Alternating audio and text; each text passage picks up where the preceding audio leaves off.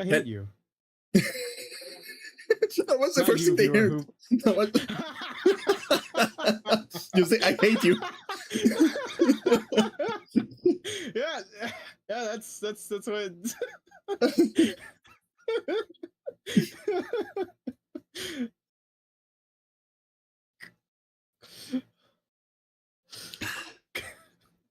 I'm not gonna give context. Yeah, no. You know, he's just feeling sassy today. Mm-hmm. He came with an attitude today. Yeah, I'm the new character they added in with attitude. I'm the what was the one that Simpson Homer voiced, and then had to like fly away. Remember Poochie? Remember Itchy and Scratchy and Poochie? Oh yeah, my planet needs me. Yeah. Because like everyone hated Poochie, and because like it's like, oh, we need a new character with attitude and stuff like that. Is that a joke about Scrappy Doo? Yeah. That's very much like an addition of Scrappy Doo. Weirdly enough, though, I think like it was shown retroactively that even though people hate Scrappy Doo did kind of carry back Scooby Doo from like being obscure because it did get kids back into Scooby Doo, so it got viewership back up. And then when regular people were watching it, they're like, "This thing is annoying." Did you know there's like a whole? Cease. Do you know there's like a whole wiki page? Like, not a whole wiki page, a whole wiki. Like, you know, like an entire wiki about like characters that people hate. Scrappy Doo, yeah. And it's called the Scrappy Wiki. It's called the Scrappy Wiki. Yeah, that's valid. That's very valid. The reason I learned about that is because I was talking with someone, and they mentioned like there is this guy in like Spider-Man called Paul that everyone hates, and I was like, oh yeah, Paul, yeah. And everyone hates him. And I was like, he cannot be that bad. I was like, he cannot be that bad, right? And then he sent me a link of like the Scrappy Wiki with his information, and I was like, oh wow, he is that bad. Because a lot of people dislike what he's emblematic of, as well as like just that Peter can never be happy. Yes, it's a very annoying thing, and like I know people are celebrating with the movie on that, but it's like it's to show Peter's adversity thing. But like, Paul is not only just like emblematic of that; it's just like the people suspect he's kind of like a self-insert, which also makes it just fucking weird. And it's just like you already know, like on the basis of this character existing like that, and how many people are gonna like whatever he does, and he just still manages to grate on anything he does. To the point where they like fan feedback. Now, admittedly, people buy comics to hate, like to get angry, right, at this character. So it doesn't help because the character is still relevant, so he stays in. And it's just one of those annoying things where, like, you know, editorial probably looks at it and he's like, "Oh, they hate him, but engagement." Yeah, it's the numbers. So let's keep him. So let's keep. Or precious engagement. Let's keep pushing him forward, and it's very annoying. I think in the Ultimate Universe, there was just a point where Peter and Mary Jane actually do just get hitched, or like their relationship is thriving, and it's like one of the best selling, I think, in that universe, where people are like, yeah, this is kind of just what we want. We want Peter to like progress and age and be fine and not be stuck in this cycle. Maybe it's because of, I don't know, maybe it's because of like the chemistry they have in like the first movie, but I think Gwen Stacy is like a very much for Peter. Gwen, well, okay, no, that's mostly the movie. In the comics, you could make arguments for it, but like Gwen kind of, you know, her fate. And then like we have like Spider-Gwen, but that's a different timeline and stuff like that. But yes, Emma Stone and Garfield. That's the only reason I know his name. Yeah, Andrew Garfield have very good chemistry. Andrew Garfield, I mean, they were like they were like actually fucking. Well, no, every Spider-Man and love interest in the movies were, except like Mary Jane and Tobey Maguire. Like I forget who's Mary Jane in the Raimi verse. Kristen Dunst, I think. Yeah, Durst and like Maguire didn't really have much going on there, but like yeah, like Holland and Zendaya, Garfield and Emma. Like Garfield and Emma is probably like at the peak of it. But like yeah. I was thinking about Zendaya the other day because I was just like exploring my Twitter and I just saw pictures of her. And I was wondering, why do people need to be so much such assholes about stuff? And like treat everything. What about stuff? Such assholes about stuff. Oh, okay. And treat everything like a big like moral crusade and shit like that. Like everything is like just want to be mad, yeah. because I was like looking at the pictures, like scrolling through my feed, and I was like, you know what? I've never found her that attractive. I haven't either. I never found her that attractive, and you know what? I do with information, I shut up. I don't need to be in her posting. Like, you're ugly. I don't need to be like, yeah, I don't find her attractive. That's my taste. That's me. I don't need to be telling people that. I just like. I'll put it out. Why I don't find her attractive is just like because I remember her from the Disney show. Oh yeah. Like from way back in my childhood, and she was like the airhead character. So like I just didn't find that endearing, and it's like that kind of extends to a lot of like the Disney sitcom cast. Like I didn't find Ashley Tisdale that attractive. I didn't find like Hannah Montana that attractive. Like when I was growing up, I didn't find like most of the cast. I think the only ones I really from the Disney, Brenda Song. I always thought Brenda Song was very pretty. Oh yeah. And then in the Nickelodeon thing, I remember having a very big crush on like Victoria Justice. Yeah. Yeah. No, I had a crush on like the goth girl from Victorious, not Victoria herself. Her too. Her too. Yeah. Funny enough, I wasn't that big on Ariana Grande. No, me neither. It's like, yeah, and it's just like, yeah, she's. I think it might just be because like I don't particularly have much when it comes to like airhead characters. Yeah. And that being their entire shtick, so that might be a part of it. So yeah. Yeah, I don't know. Like, I never found Ashley Tisdale like attractive, but I always felt like I thought of her like as big sister material. No, I always thought that you could vibe with her. Like, she looked cool. Yeah, she seems like what I mean. She's like the sister you'd hang out with and you'd have a good day. Like you'd be like, yeah. She'd be like, you'd be like, yeah, you're cool, or like a cousin or whatever. You'd be like, yeah, I can hang with you. Yeah. Like she has that chill vibe. That's really like. Yeah, very chill. She's very. Oh my God, it's Thank Amber. You for the raid. Hi, Amber. How are you doing, Candy, Amber? Look at Candy, Candy, look at Candy, Candy, look at Candy. What is happening? Yeah, that's what they do. They spawn an emote. Hi, Amber. What are you doing? I have to do a manual zoom in where I get closer to the screen to look at this emote. What is this Lovecraftian creature I'm looking at? It's a cat. Silksong? You play Silksong? Okay. How was this Kong? Did you like this Kong? Did you enjoy this Kong? I never actually played one of those games. I have Hollow Knight. You didn't play Hollow Knight? No. You didn't play Hollow Knight? No, I own it, but I never play it. No, thank you for the follow, Inky, and thank you for the follow, Jet Fuel Drinker. Thank you for the follow. That's a great name, Jet Fuel Drinker. I like that. Hollow Knight, is both really good. It's no, not just both. It's really good. It's very beautiful. And then as you play the DLC, you start testing how much of a masochist you are. Because the pantheons are just a good way to burn your life. Yeah, but I do wonder. Ow. Yeah, but I do wonder. I do wonder how much I would experience that because I'm not a completionist. So if is the area optional? Because if the area is optional and I get to it and I get to straight, I'm just going to go. Wait, is the what optional? Like the area you're talking about. No, that's just DLC. It's post. So essentially, people have different ways of doing completionist for Hollow Knight because like there's a lot of content in that game. For me, it was just like, oh, I'll find every boss and I'll fight them. And then the Pantheon that I'm talking about is like the last DLC they made, which is it's just a Coliseum of Boss Rush Arena remixed.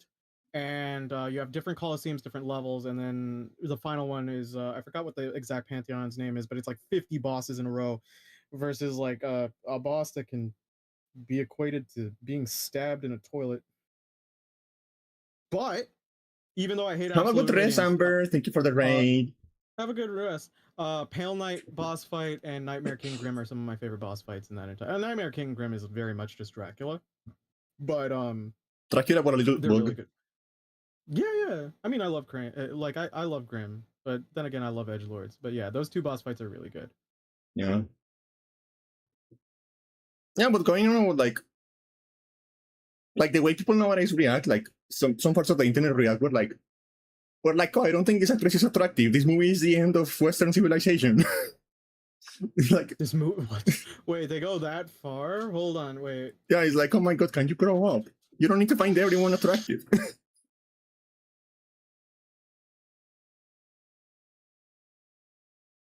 Oh no, his dogs are doing the funny again. My dogs just rushed into my room, and I had to close the door. Woof woof. What did he? Woof. Oh no! Someone bought my dog a gift. They bought him a play bone, and the problem with my eldest dog is he just throws them around, and then he just barks and growls at them like they're alive, and he gets angry at them. So he's like a Why cat. do people do this? Yeah, you know what? My eldest dog is like a cat, and my cat is like a dog. It's confusing. I mean, it could be the husky, and huskies kind of act like cats. Anyway, you were talking about like some sort of like at moral crusade that people do with this sort of stuff. Yeah, it's like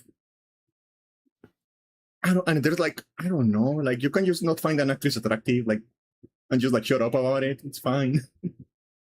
I think the problem Just like can you just grow up and be like, yeah, you don't have like. Well, it's like you'll see anything with like any sort of post where if you just innately just go on an opinion, people will either out of confirmation biases or something or other, they'll just assume why you made that decision or opinion, and then they'll kind of go on the offensive.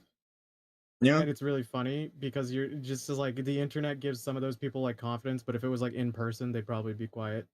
Yeah. And you're just like, just like practice some of that. Like, I don't want to preach, but one of the reasons why I just like stopped using Twitter in general is like I can't be spending my time getting angry. Yeah. On No, I never go. Limited time on Earth. I use Twitter, but I never go for like the discovery feed. Oh yeah, I wouldn't do that. I stick to my follow. And you know, I have curated. It really depends on like who you're following. Sorry, my bad. It's just like sometimes I used to follow like people on video game stuff, and then they'd like video game news and whatever, and then they'd start getting angry about things. I'm like, bro, I just followed you because you made funny memes. I'm good. Yeah. Yeah. Oh yeah. So how was your week? You go first. Oh, it's okay. your stream. What a gentleman. Oh, thank you. So my week, I've been playing some more like the Persona 3 remake in my free time, like off stream. Because I already like I'm so familiar with Persona 3 and like I'm really playing the game. I'm just like rushing through it to like compare, like get a feeling for what it is. Yeah, like get some notes. And I just noticed something really funny about like the way the Oh no, you open tab. I mean open tab. You open Chrome. My brain is not good. You open a tab? You open a tab. Oh, you should look at my tabs. I'm at like I'm at like 40,000. Actually, I do have Firefox open, so I can show you right now how many tabs I have. Jeez. You and one other friend in that server. They cannot be as bad as I am.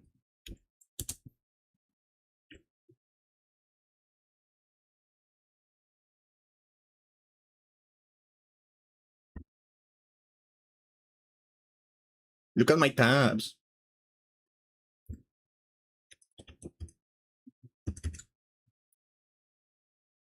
Give me a second. Look at all the tabs I have.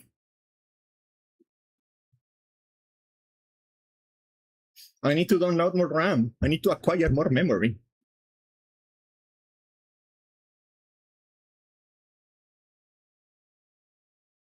And I can promise you most of these aren't porn. Like most of these tabs are not porn. I can promise you that. People never believe me when I say that. But they are not porn. I have a different browser for that because I'm organized. I have a different browser for the porn. This is not porn. This is a different thing.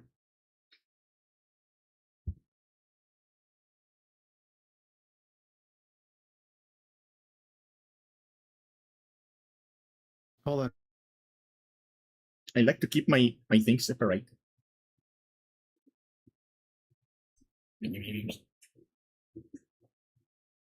But people never believe me. Whenever I show that, people are always like, how many of those are porn? You've told me for years and I still don't believe you. How many of us are porn? I don't know. No, but like, okay, are you back now? Am I out back now? Are you back? No, back. Yeah, I'm back. You're talking to me. I'm back. Okay, so something really funny I noticed, I had never noticed before about Persona 3, is that the most efficient way to play Persona 3 is to be a psychopath. Well, the mid-max situation, I suppose, yeah. Like, the social links are designed in a way where, if you want the most amount of, like, friendship points, you have to just agree with them. You say whatever they want to hear. Don't give them thoughts. Do not give them feedback. Just say whatever they want to hear. Yeah. You should definitely ask the teacher on a date, Kenji. You should definitely do that. yeah. You have to do positive reinforcement regardless of what. You should definitely ask the teacher on a date. What you as a player feel. Yeah. And sometimes it's good. Sometimes because sometimes it's like in a positive way, because like the thing about Fuka, for example, most of her social link is that she feels like she's not like a combat character, she's like the support. So in her social link she feels a lot like she's not doing enough for the team, right? So she's trying to like do more stuff. She's trying, for example, to like get better at cooking. She's trying to get better at cooking because like she feels like if she can cook for the team, she can like, help them. I'm like, yeah. And like, so you just have to insist to her, like, no, Fuka, you are useful. You are doing enough. You don't need to like keep losing yourself to do that. So in that one, it's good. So in that one, being like the always like yes man is good, because like she needs to hear that. She needs to like value your work. You are doing good work. We need you. You don't need to like, right? But then you get to characters like Kenji, who is like his entire. Thank you for stopping by, Inky. Have a good chill. Have a good rest. Like the entire thing about Kenji is that he's in love with one of the teachers. Yeah, that would be pretty bad. And you have to use like, yeah, it will definitely work. Ask her out. Man. Ask her out. Ask her out. It will go so well. Such a good idea. It will go so well for you. Ask her out. Yeah, she won't feel awkward about this in any way. And then you have like this other guy, I don't remember his name, but he's like he's like from the like track club, right? Like and he gets like an injury on his knee, and he's like, okay, I need you to help me hide the fact that I have a knee injury, because I need to keep practicing. And you cannot tell him like, actually you should rest because it will get worse. You have to be like, I will keep your secret. I will help you. Don't worry about it. You end up becoming like an enabler more than anything. Yeah. In narratively, I get what you mean. And then there is this like the student council president, who is like super like strict, borderline dictator like, and you have to be like, no, yeah, I agree. People need discipline through fear. I agree. You are so right for being that strict and that much of an asshole. I completely agree. and like turning the entire school upside down because you find one cigarette on the boys' bathroom is completely justified. That is, yeah. It's completely justified. You should keep doing that. You are so cool for doing that. I love you. But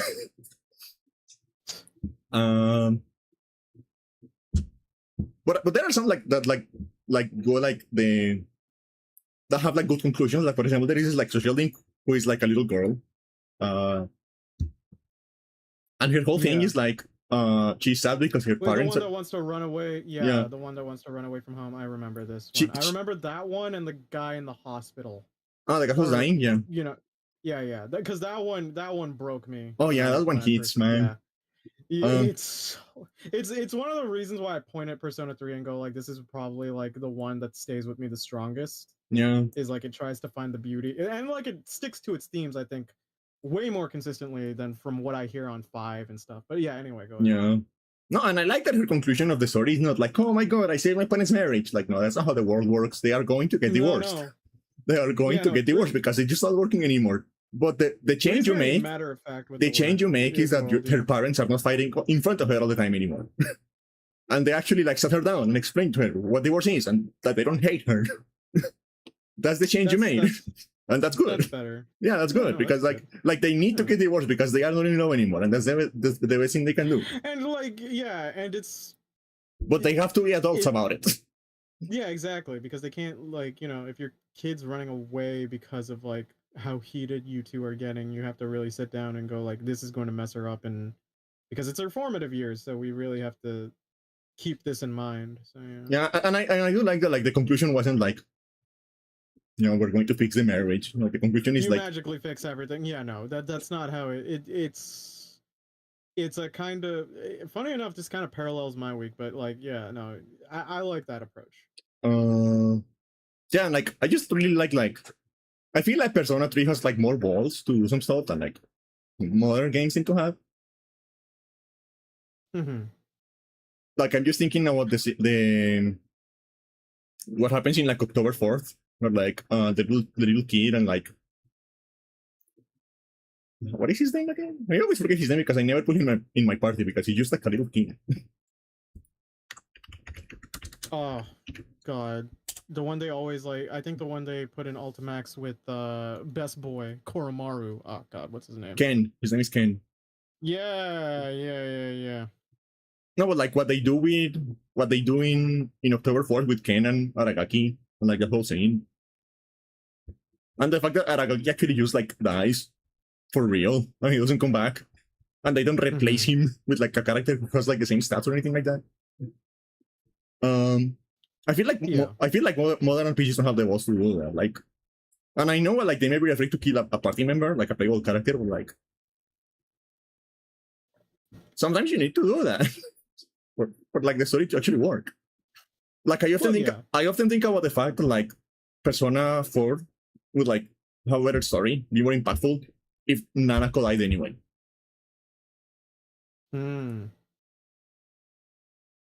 I feel like it would have completed like versus like the arc more. The element of stakes and just actually kind of being pulled back down to earth, and it's like, no, there isn't all you like, be it like either complacency or just like things out of your control. This is just sadly what's gonna happen, and you have to tough through that and still see, yeah.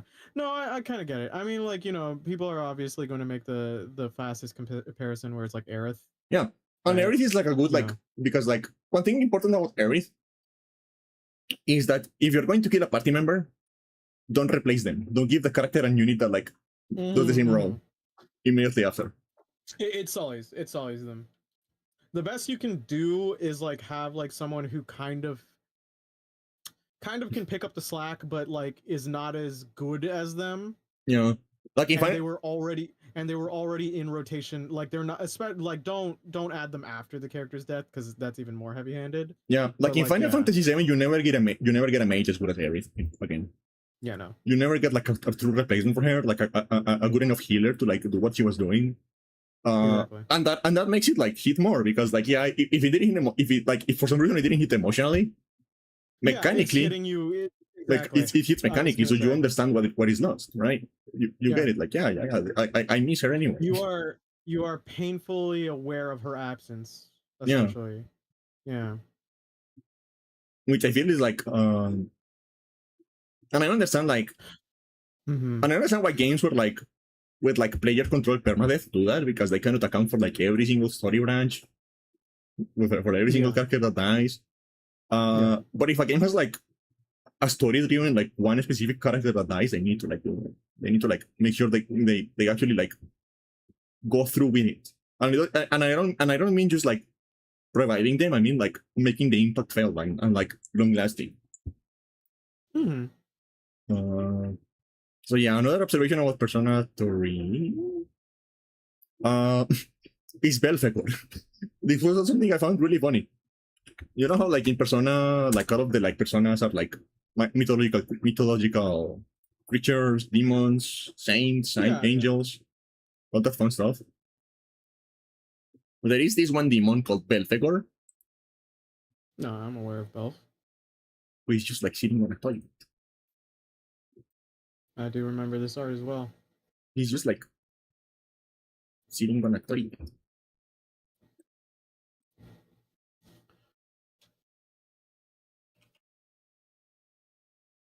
He's just hanging out on the throne. It's like just chilling on the toilet. And I don't know, this time when I was playing the game, I was like, why is he on a toilet? Right? I was thinking, why is he on a toilet? And I started researching him. And what I found out is that like this is not something that they made up. They didn't come up with the toilet thing.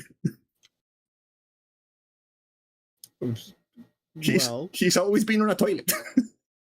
Always been on. Ew. For some reason, he's always been on a toilet. I don't know why. Why is he? I like how he's holding his tail for hygienics. Yeah, he's always been on a toilet. He is really unhappy. Like his bowel movement is bad. Also, why are you getting fully naked to go on the toilet, bro? I mean, in this heat wave, sometimes you need, and sometimes you take a shit that is like you're talking to God and you're sweating and you like need to take your shirt off. Like sometimes you talk to God in the toilet. I've talked once or twice about getting food poisoning so bad that when I had to go to the washroom, I was sweating, and like I can only say it as like I lived through sheer willpower because I refuse to die on the toilet. I don't want it. That is the last place I ever want to die. Yeah. Like You don't want to put an Elvis. Dignity. There's no dignity. If they find my body, it's like gross. It's just like I don't care if I'm fighting like a JRPG boss in a stall. I'll win because I can't afford to lose. I refuse. Yeah, like I feel like the only thing worse than dying on a toilet like Elvis is like pulling a David Carradine. Which was his again? He was the guy who like died on a hotel in Bangkok, jerking it while he was choking himself. Yeah, that's also pretty bad. That's also pretty bad. Yeah, he died of autoerotic asphyxiation. That's that's like because like with the bathroom thing, if like you told your family, they'd be like, oh, they'd feel sympathy for you, right? And they'd feel like a tragedy. But if your family found out you died from choke jerking, he's like, wow, he was a freak. Salvage. Yeah, because like the thing is like not much to salvage by that. Because the thing is like everyone has to go to the toilet. yeah, because like at the funeral they'd be like, oh, his health overwhelmed him, and it's so sad that he like maybe they won't even talk about like how it's not necessarily the most dignified place. It's like he was just very sick, he passed. It's awful and we're hurting. But it's just like if you like, what do you say to dodge around the fact that everyone in the funeral is thinking, if they know the death, is thinking about how it occurred? Like, do you go like, yeah, he went out doing what he loved?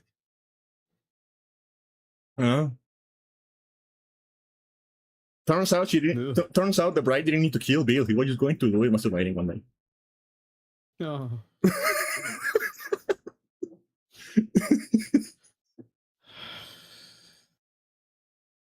How was the rest of your week? Oh god, there is like a whole category on Wikipedia of people who have died doing that.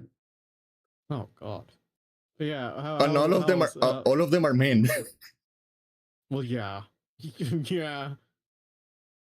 Anyway, what other stuff in your week? I played a little bit more of Tomodachi. Okay. All right. And that occurred. I saw it on your YouTube. Yeah. Yeah, the thing about Tomodachi is like it is like I finally understood what the appeal of the game is. Mm-hmm. It is basically an automated madlibs generator. That's a very good way of putting it. Okay, I can see that. You start to like add names and objects and actions, right? And the game just starts putting scenarios together and like filling the blanks with them. So for example, I got a news report that Tingle, because I added Tingle to my island, discovered that it is very relaxing for a bath if you use Comsock on it. Oh.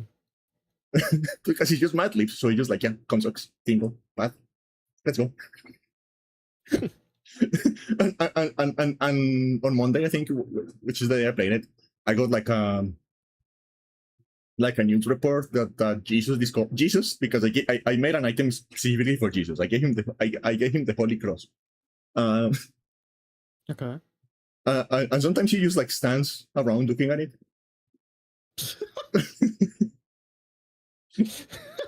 Ooh, ooh,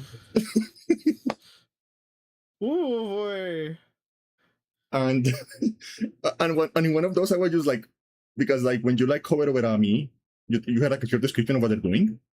And I hovered over Jesus, and it said like, Jesus is thinking about how the Holy Cross can make you better at bouncing on its silly style. God. And that took me out for a while.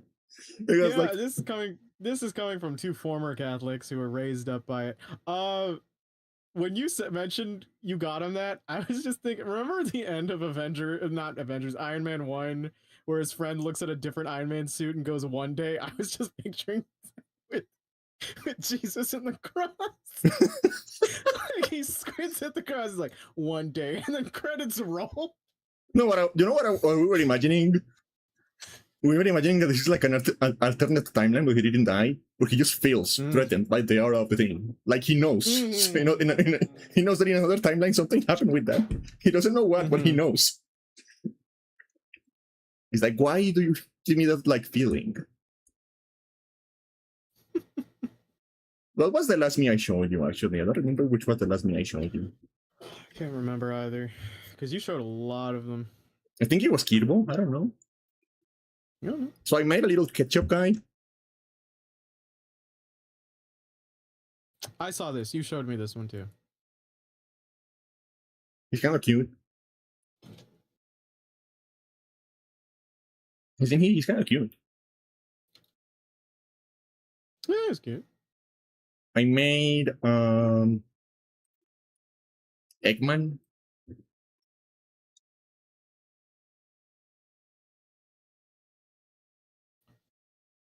Oh my god. Eggman at normal, I mean, it's like normal weight is uncomfortable. Yeah, and my goal with him is to like make him romance the moon. You know that video of like Eggman pissing on the moon? I'm gonna piss on the moon video. Yeah. I remember you mentioning this. So my goal is to make him piss on the moon. Yeah. I made Futawa, which is adorable. I love her. Look at her. Okay, yeah, no, you've shown me this wave, Candy. But look at her. She is adorable. This is true. So you know how I made everyone a prisoner on my island? Yeah. She's like the prison staff. I gave her I gave everyone like a jumpsuit. So everyone is wearing a jumpsuit now. Oh god. But she just gets a hat. That's his prison staff because she's so cute. So I'm not going to put her on the prison. No. So well, she's make her not a warden, a guard. Yeah. She just like prison staff. I made Tao's out Tommy. Oh, that's really good. You did really well with her. Thank you. I made the vessel of sadness. The vessel of oh. So she exists to be tortured. I only feed her use condoms and razor blades.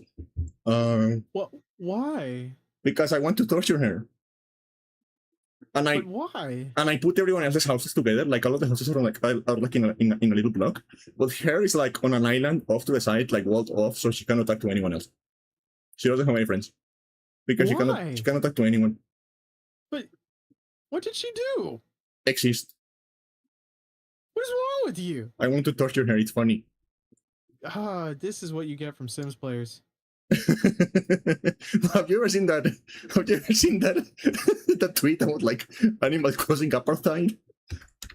Oh yeah, listen. It's funny because the more wholesome the game, the more messed up these like hardcore players are. Because I've like heard some things, but like I have never heard such vitriolic anger as much as like for just being born the way you are as I have from like Animal Crossing players. Like they're like, get this disgusting thing out of my island. It's either not the right species or like icky. It's not what I want. And you're just like, Jesus. I mean, there are some animals that are like really ugly on Animal Crossing. Like if I ever play Animal, you're just like, does their you sit there and like, does their personality have anything to do with it? It's like, no, they don't look cute. And you're just like, if I ever play Animal Crossing, I am kicking all of the monkeys out. They are all so fucking ugly. Go away. Yeah, it's the Oh, well. street. Women be doing fucked up shit in video games, man. Like evil ass shit, like Sims 4 eugenics and Animal Crossing housing discrimination. I know what the fuck is in your soul. I saw you create a ghetto in Animal Crossing. No, speak your truth, King. And this is say it with your chest. And this is how you know. And this is how you know. This is how you know I always really in a woman because I always do that. Yeah, you psychopath. So the vessel of sadness lives in like this house. Oh my god, you can't stop, man. Like this is so. And that is her only possession. The only thing she has is like those tissues and like her own gravestone. Was she at least a bad person before this? Everyone in my island was a bad person before this, I think. That is my canon. But like, okay, but like, why is she getting the brunt of it? And don't say just because she exists. I just wanted a torture thing. I just wanted a me to torture.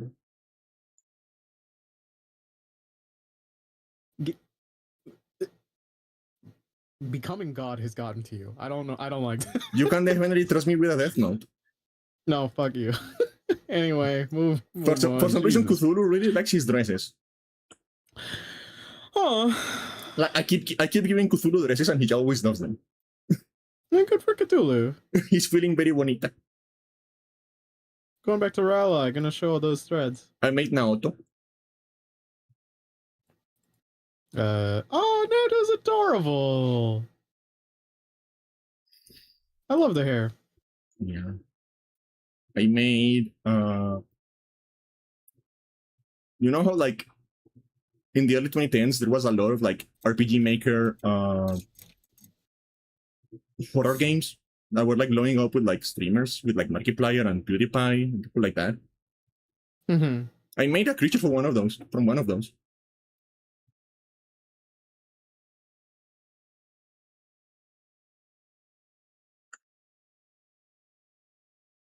Look at him. Let me see.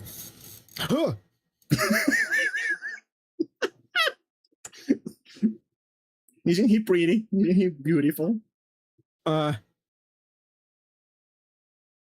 And it's like and it's like the game knows because you know for some reason whenever I'm like I am like zoomed in checking on other me's, he loves walking past the camera, looking directly at me.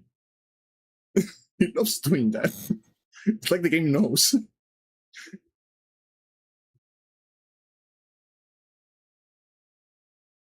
I made Makoto.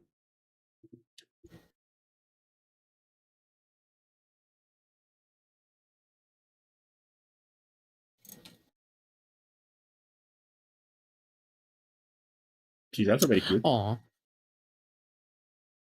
I like how you can tell like my sexuality based on like the difference between like my male characters and my female characters. Yeah, it's very apparent. Look, another dress for him. He loves them.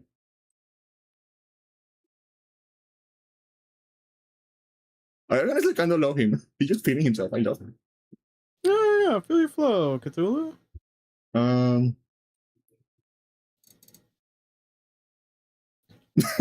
Yeah, and the news again, like the thing, like Tomodachi is just like a mat leaf generator. Look at this.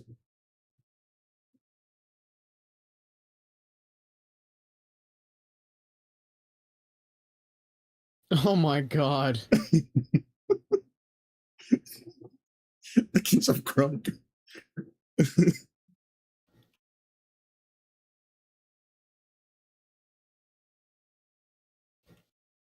And yeah, look, what I was telling you about Tingle. I hate him. Oh, ew. Yeah, and look, everyone is on a jumpsuit now. It really is just like a jailhouse now. Look at them.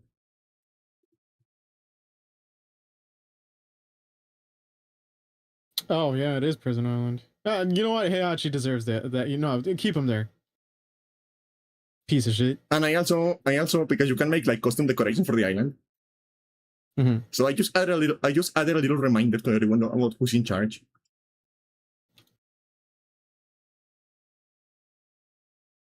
Oh my god. Why are you like this? Just a little reminder. Oh, what happens when you get funny?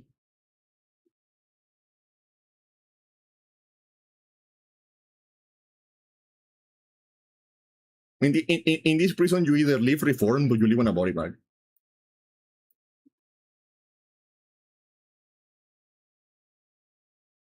Actually, I should write that down. I could make like a whole like book about a villain who speaks like that.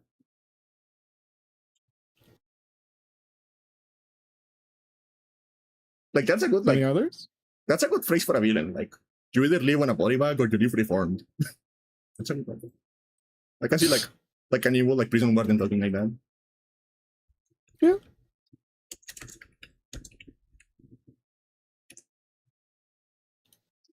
So what else we need? We played more GBA games because the horror never ends. My torture is endless. God is punishing me for my hubris, and my work will never end. I did this to myself, but I'm choosing to blame God anyway.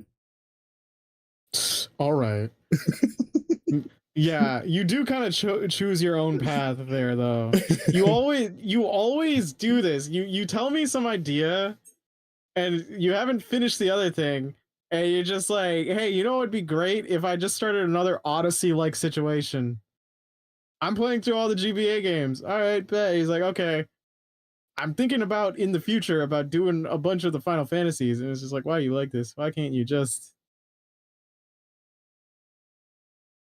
And you know. So we played a few games. We played American Idol. It is a game on the GBA that exists. It was really bad because like all of the songs are like popular songs, but it's like a really like shitty like generic MIDI piano rendition of the song. And it's it is like the most basic fucking rhythm game you can imagine. And it was like the most like basic fucking rhythm game you can imagine. And like what was I going to say? Well, yeah, when you make a mistake, instead of like recording a different version of the vocals for when you make a mistake, they just like pitch shift it, so it sounds really weird. Like, how bad we talking? I mean, they're just pitch shifting it, like just like. So it started going like this. Oh, ew. When you're making a mistake, and also the game uses 3D models for some reason. How does it end up looking on like that resolution? This. Ew. Those are supposed to be the American Idol judges, I guess. Yeah, no, I can see Simon Cowell.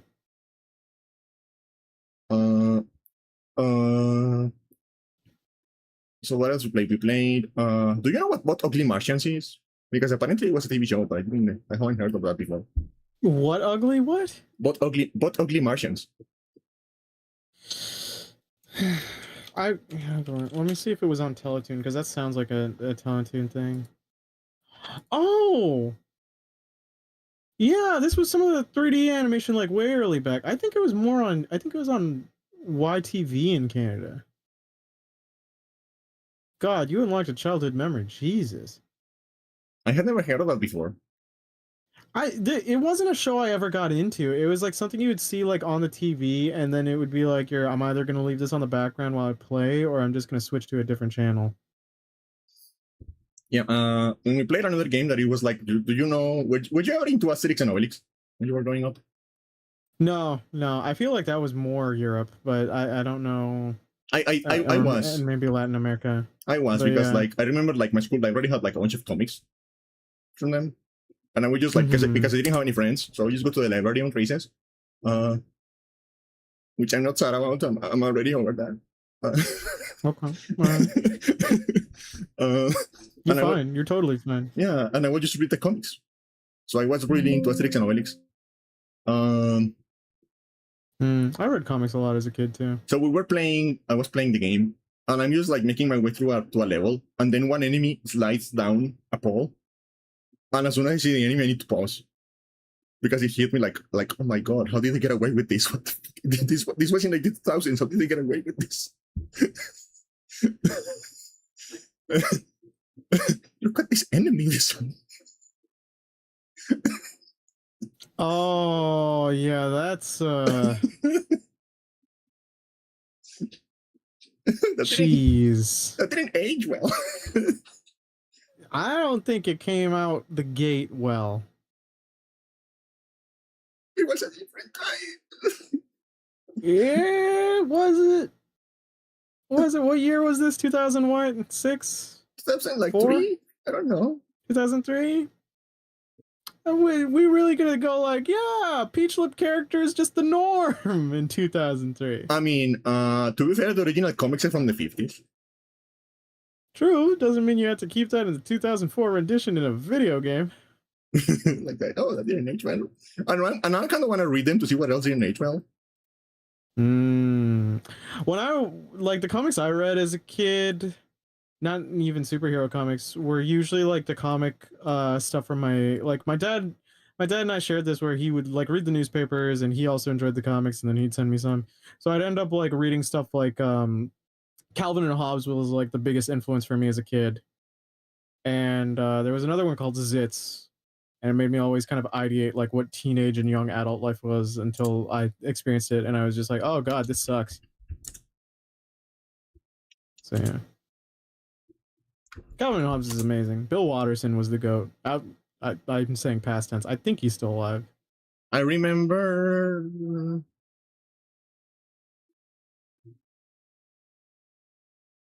Trying to remember.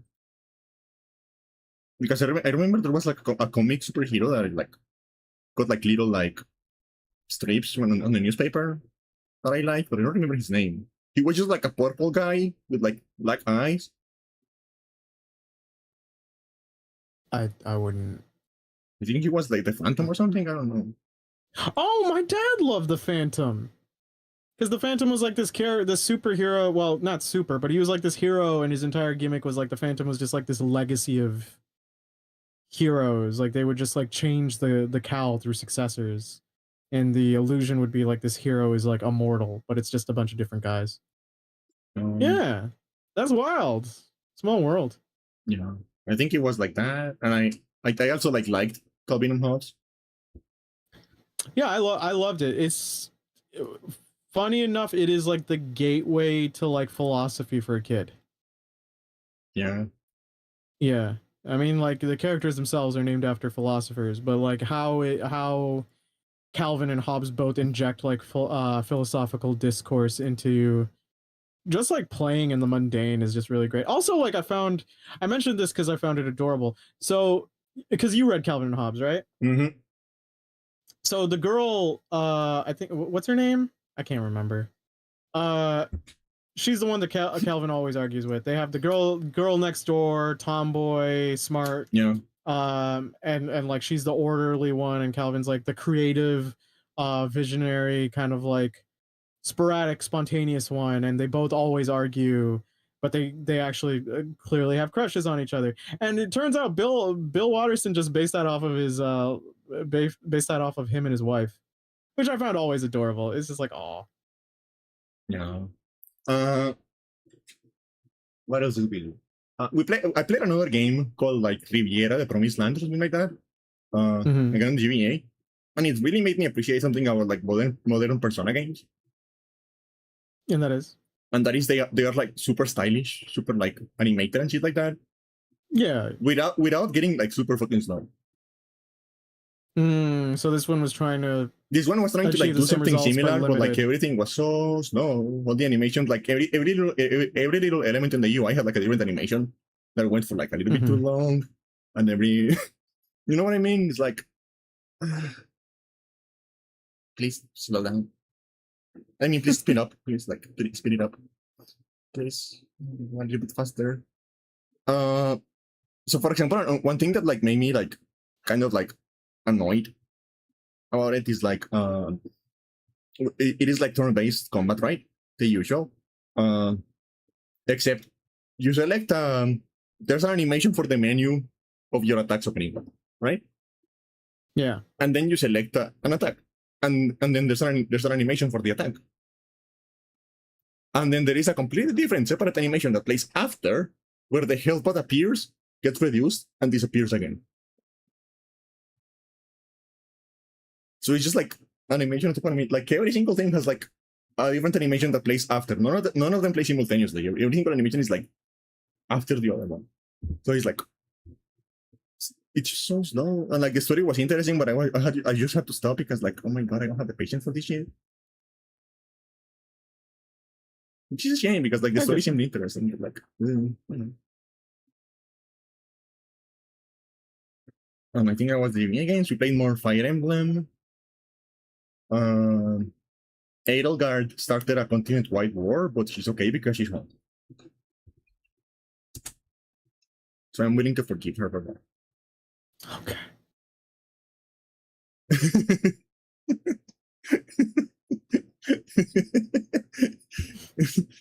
I mean, you know, if evil, why not? Right? If evil, why not? Yeah. You know, there was a thing. So I'm gonna message it to you, and because I remember talking about it. You know what? I'll save it for after. Oh, okay. Yeah. It falls so in line with you. It really does. Yeah, go ahead. And you know what? Yeah, she's forgiven because like I don't know, like Edelgard is interesting because like a lot of what she says is like cool and like correct. But a lot of what she says is also like, oh my god, you're kind of a psychopath. So it's like this balance of like it almost feels like talking to like I feel like that would be like what talking to like the Yuna Bomber would feel like. With who? With the Yuna Bomber. Oh my god. Because like okay, like you are very smart and you have a lot of good points, but did you have to do that? You really need to do that. I feel like way about Edelgard. Like you're very smart, you have a lot of good points.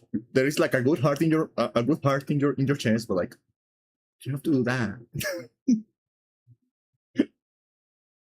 Did you have to ally with the evil hell people who live underground and do blood experiments? Did you have to do that?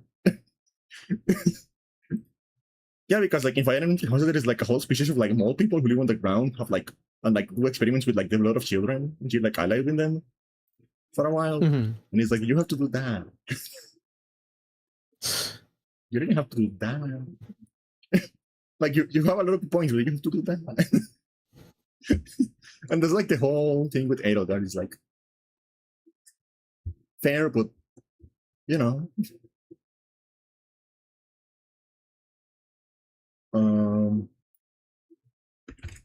And I know, Nick. I know the rule, right? The rule is don't put your dick in crazy, right? Yeah. The rule is don't put your dick in crazy. And maybe like the evil more people are like worse than crazy, right? Yeah. And the one I'm going to show you actually just like straight up killed your dad. Right? Jesus. All right. So yeah, you have a vendetta. But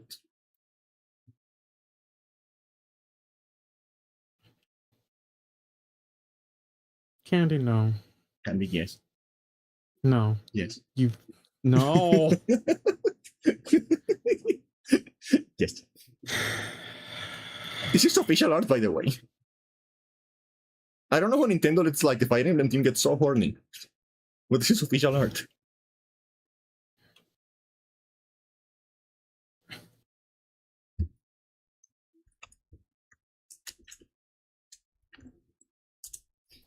I don't know what they have on Nintendo, but Nintendo just lets them be like so much hornier than anyone else. It's crazy.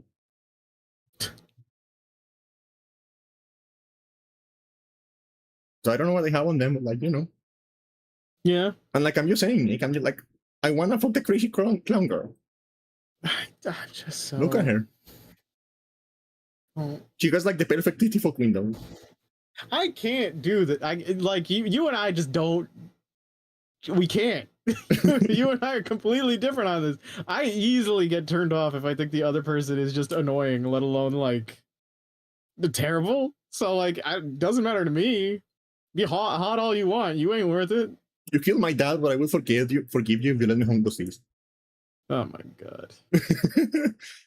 Oh yeah, it's so fucking annoying, man. Like, the route I'm in, I didn't recruit the girl who is like obsessed with your dad. Do you remember I was like I talked to you about her? Like there is one of the students is like obsessed with your dad. Oh yeah, she sounds like utterly annoying. Yeah. So in the route I mean, I didn't recruit her. So I did have to kill her in a battle, right? Oh no, woe is us. So and the last fucking thing she said is about my dad before she died. Her last words were about my dad, and I'm like, girl, it's been 5 years since he fucking died. He was my dad. He wasn't your dad. He was my dad. He was my dad. Just get over it. You want to know something? He never mentioned you. Bye. You are actively dying right now. Maybe talk about your family or something. Yeah, like okay. You are like imagine you are like bleeding on the ground, dying, and the only thing you can think about is your teacher's dad. Ew. Yeah, no, that makes it even worse. Like, oh my god, get over him, Leonie. Get over him. And it's a shame because I actually kind of like her design and her personality because she's like the aggressive like go get the tomboy. So I kind of like really like her. Mm-hmm. But also like, but she's just so fucking annoying. Stop talking about my dad. So I never actually romance her because, like, I can just imagine her like you romance her as like, you romance her and like 10 years down the line, she's like, you should dress more like your dad. You should dye your hair the same color as he had. Yeah, how about you don't make me a substitution, you freak? Like, I can just imagine her doing that. Like, I can just imagine like you marry her, and like within the first year there is an argument because she moaned your dad's name during sex.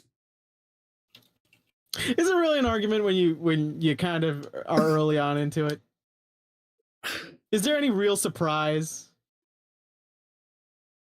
I mean, look, she's kind of cute. Like, she's kind of like she's not ugly, but like, I'm getting an ad. I'm getting an ad by the grace of God. Can you imagine that though? Like, how devastating it will be. Like, you're having sex with someone and they moan your dad's name.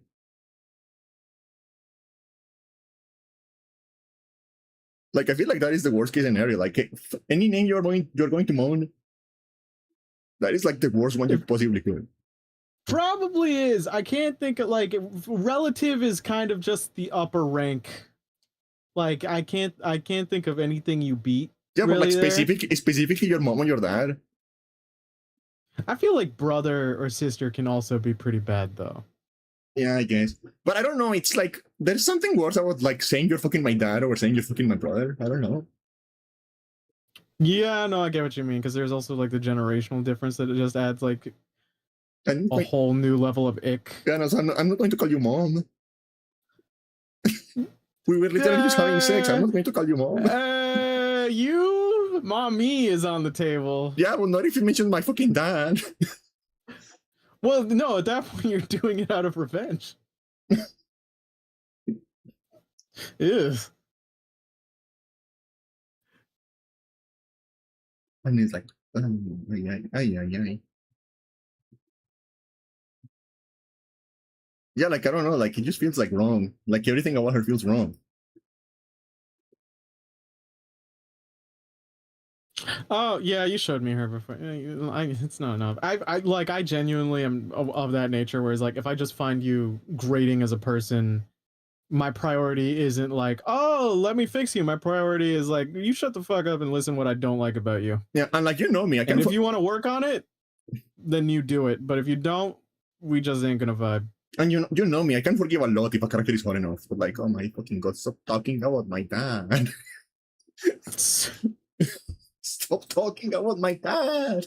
I would prefer you do not do this. Could you not? Yeah. And like her entire social link is about how she feels you don't value your dad enough. Mm-hmm. And it's like, so you want to like be me. You want to like substitute with me. So you want to be his daughter, but you also want to fuck him. So like, what's your damage? That's a very good question. What is your damage? like her entire her entire social link is like, "Oh, you don't value Captain Geralt enough.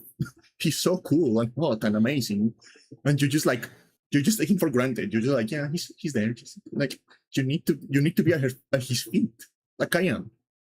You're not worthy of being his daughter." I don't give a wait. You mean you'd have these feelings if you were his kid? What is wrong with you? But she genuinely is like that. She genuinely is like that, and I'm like, oh my god, woman, please. And also, I don't know, Edelgard is such a fucking dork.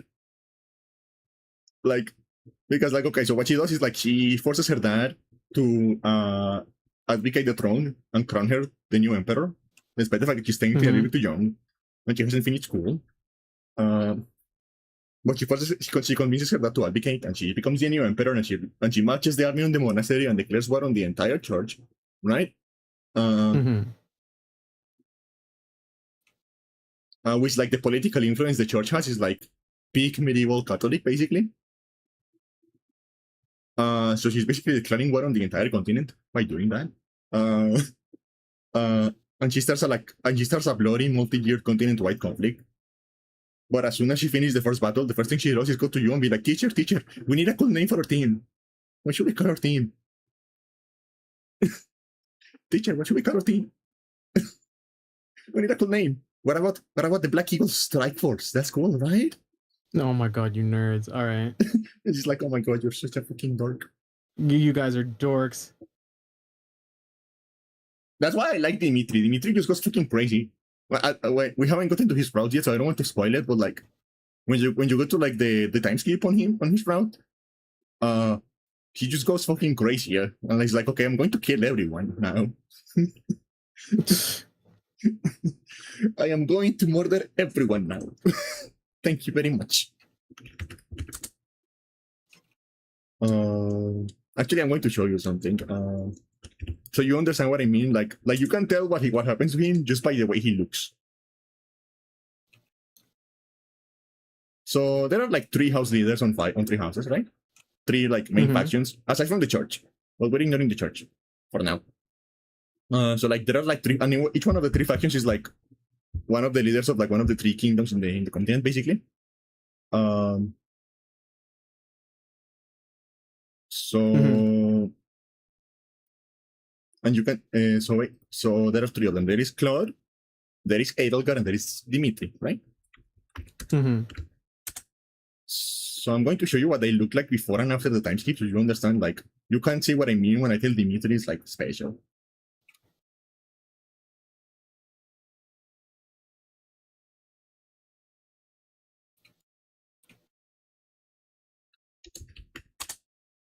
I really wish like OBS let you just like drag images from the browser into like the same way like Discord does, instead of having to save them. You know what I mean? No, I get you. The embedding. Hold on, I'm also getting a message. Oh, okay. It wasn't me sending you. It wasn't me sending you porn this time. This is the concept I was talking about. Don't read it alone. Oh, right. I didn't put the previous message. Hold on. Oh, wait. No, I think I did. Oh, I didn't. Hold on. So this is the premise.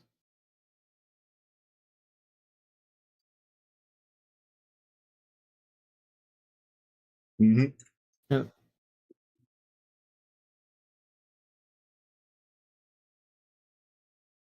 Mm-hmm. Which is pretty much just on par for you.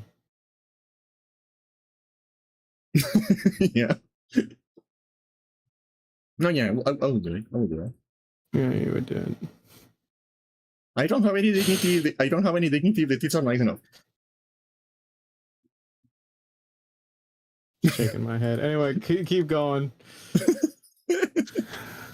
That's a sentence. Okay, so this is Edelgard being a student, right? Look at her, she's so cute. A little student. Oh, I like the hair design. Is that side braiding? No. But like the design's really nice. Um, I also like asymmetrical capes. yeah. See, this is her after the time skip. This is her after the time skip. She's the emperor, right? She looks so goofy. She's a dork. She's a dork, but like, she's a fucking dork. Like, you didn't need the horns. Yes, so, are you dressing like this? But you can tell where they're going for, right? Like, she's the emperor now. Yeah. This is Claude. Yeah. This is Claude as a student, right? Start off he was a lesbian. I like his design, the side braids. I always like the dangling braid. Yeah. Start off he was a lesbian when she first saw him, and was very disappointed when he spoke. So that's him as a student, and this is him as like the king of the alliance, right? Very, right? He kind of got more plain. Yeah. Okay. So Dimitri, what happened to Dimitri? This is Dimitri as a student, right? Just like a little like gentle blonde guy. Oh, I know this character. I know this character solely because like a friend does not shut up about how much they love this character. Yeah. So what happens to him after the time? Does he become the king or like something? No, he just goes fucking insane. Yeah. He just goes fucking insane. He loses an eye as well. Like, I don't know where that eye is. The friend I know, they are, I don't know why, but they're so head over heels for this guy. Oh yeah, like straight women love Dimitri. I know so many of them. No, funny enough, this one's a lesbian. Oh. Yeah. Really? I'm as confused as you. Huh. Yeah. I don't know what about, I don't know. Yeah, so he just goes fucking crazy. Because the thing about him is that he has like a little puppy crush on Edelgard. So when Edelgard betrays everyone, his brain breaks. Oh.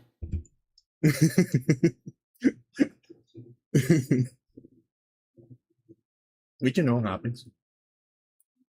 Yeah, sometimes people hit their breaking point. Which is weird because they were like step siblings for a while. So like, why do you still have a crush on her? I mean, like there's plenty of like that old Japanese media where it's like, oh, we've adopted them into the family. It's like, oh, but the crush continues because they're always around each other, and etc. etc.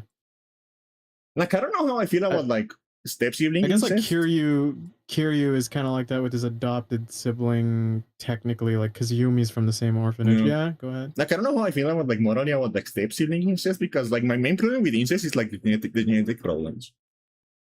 The what? The genetic problems. Well, yeah. Wait, so like that's just it. That's just it. I mean, I feel like the dynamics are kind of weird. I mean, they can, depending on like which specific like relative is. But like maybe there can be situations with like step siblings where there is not like great power imbalance or something like that, right?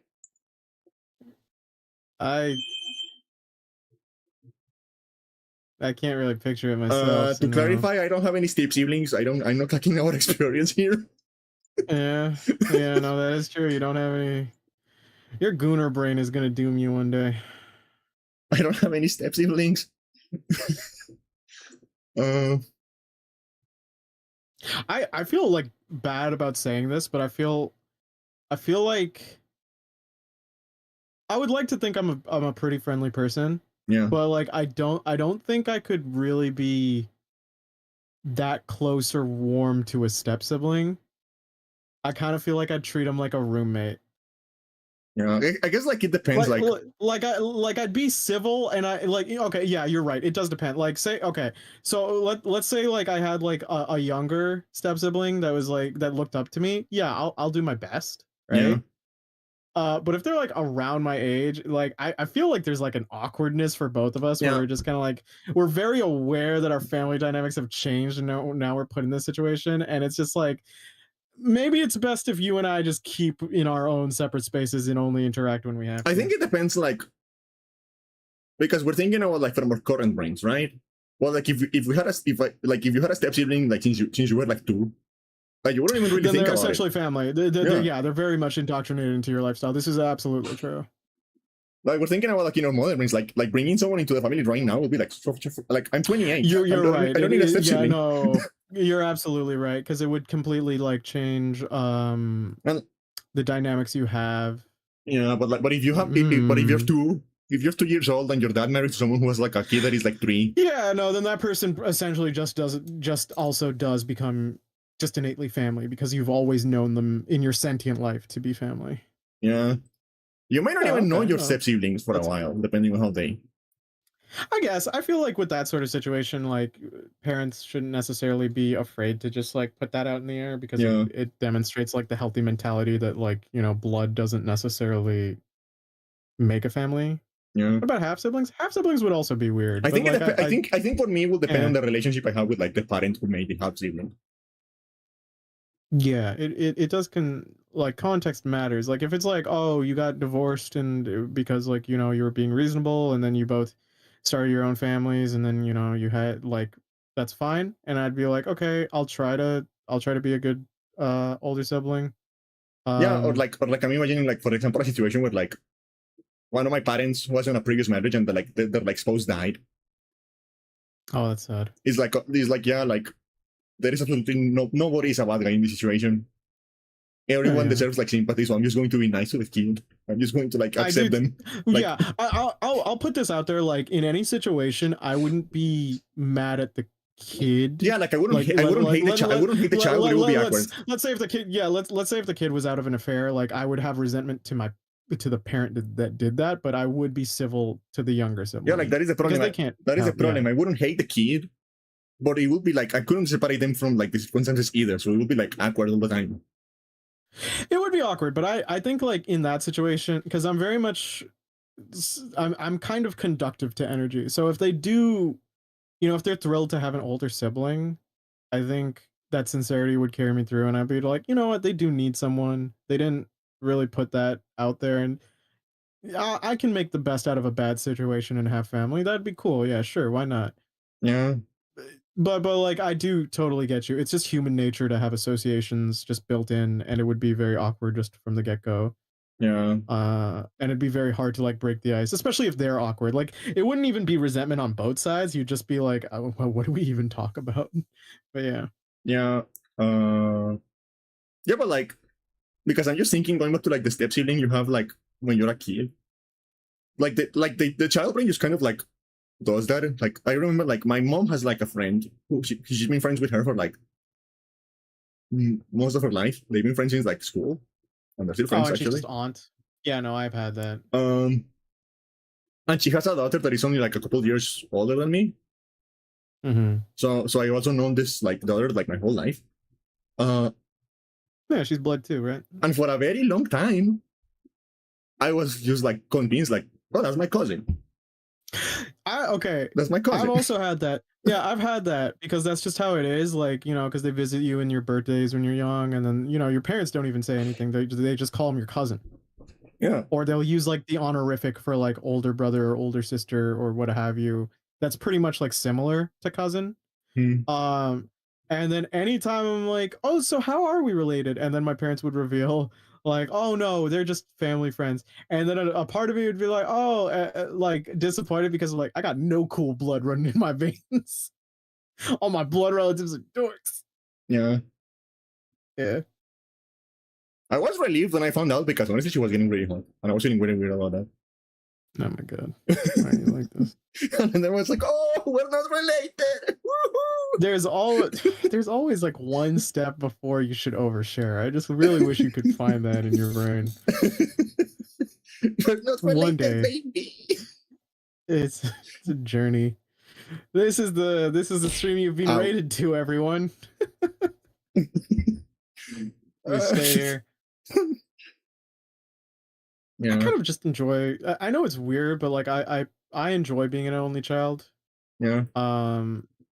And because of that, I've grown up pretty much treating a lot of my friends like pseudo siblings. But it's like I can't. I guess the closest thing I've mentioned is like my cousin who I've hung out since like I was a baby, and she's like a year younger than me, and it's like we grew up with a lot of the same memories, and like that's the closest thing I have to a sister. So yeah, she's like that. And funny enough, I mentioned it before. We hated each other growing up because we were forced to spend time with each other. Now it's just like we get along very swimmingly. It's like, yeah, I love you. It's like, yeah, I love you too. Yeah. Yeah. Hmm. It's as if like not being forced to spend time with each other actually makes you appreciate the other person more. Yeah. I find it really funny Yeah. that like both me and my sister are like children of like weird circumstances. Mm-hmm. Like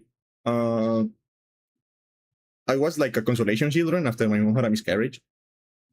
Mm-hmm. And then my sister was like, we need to save the marriage. Let's have a child. Yeah, that's tough. Yeah. So neither of us is like, neither of us is just like, we want to have a children child. We're both like, yeah. I remember. and I also, remember when I used. I made the math recently. I did the math recently, and I was born 8 months and 29 days after my mom's birthday. And that. Oh yeah, no, you mentioned and how you hate that. I remember having like in the cram school that I used to work in, um, there would be some students who'd overshare, and then there was one who would just say I'm an accident. I'm like, oh, don't say that. That's so harsh. It's like, nah, Nick, you got to think about it like this. My eldest brother, he's like 34. My other brother, he's like 27. I'm 13. It's like, yeah, that isn't looking good. Like I didn't say that out loud, but I thought it in my head, like, yeah, I had that a is a classmate. power gap. That is a power gap that would make you think that may have been a mistake. I had a classmate that like her parents straight up told her that she was a broken condom. Oh, that's so sad. No, like she took it like a champ. She thought it was really funny. Okay. But it's like the idea I'm of the just miracle. the idea of just telling your child that like you wouldn't exist if the condom didn't break. It kind of reminds me of the American Dad joke where like Stan is talking about like how he had to give up I think hunting for gold or something when the kids were born, and then Haley, his eldest child, goes like, "Is that why my middle name's Dream Smasher?" Yes, it is, babe. Hey, son. No, and like no, and like that classmate was part of like one of the most frustrating things about my high school experience. Because there was like this classmate I had who I am cheating you not was like the splitting image of Scarlett Johansson. She was crazy hot. Why is every story about your past just about you being attracted to hot women? She was crazy when it comes hot. to like you being in high school. I think okay, so like I was like I had like a super huge crush on her, but she didn't like reciprocate. So nothing ever happened with us. Mm-hmm. But there were like multiple cousins of her on the same school, including multiple of cousins of her like on the same like grade. And they all had crushes on me. A harem protagonist. Yeah. So it's like every single woman in the family has a crush on me except the one I actually want to have a crush on me. That was so frustrating.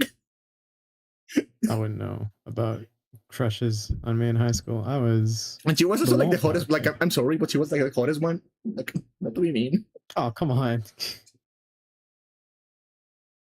Like it wasn't ugly, any of them, but like she was like the hottest one.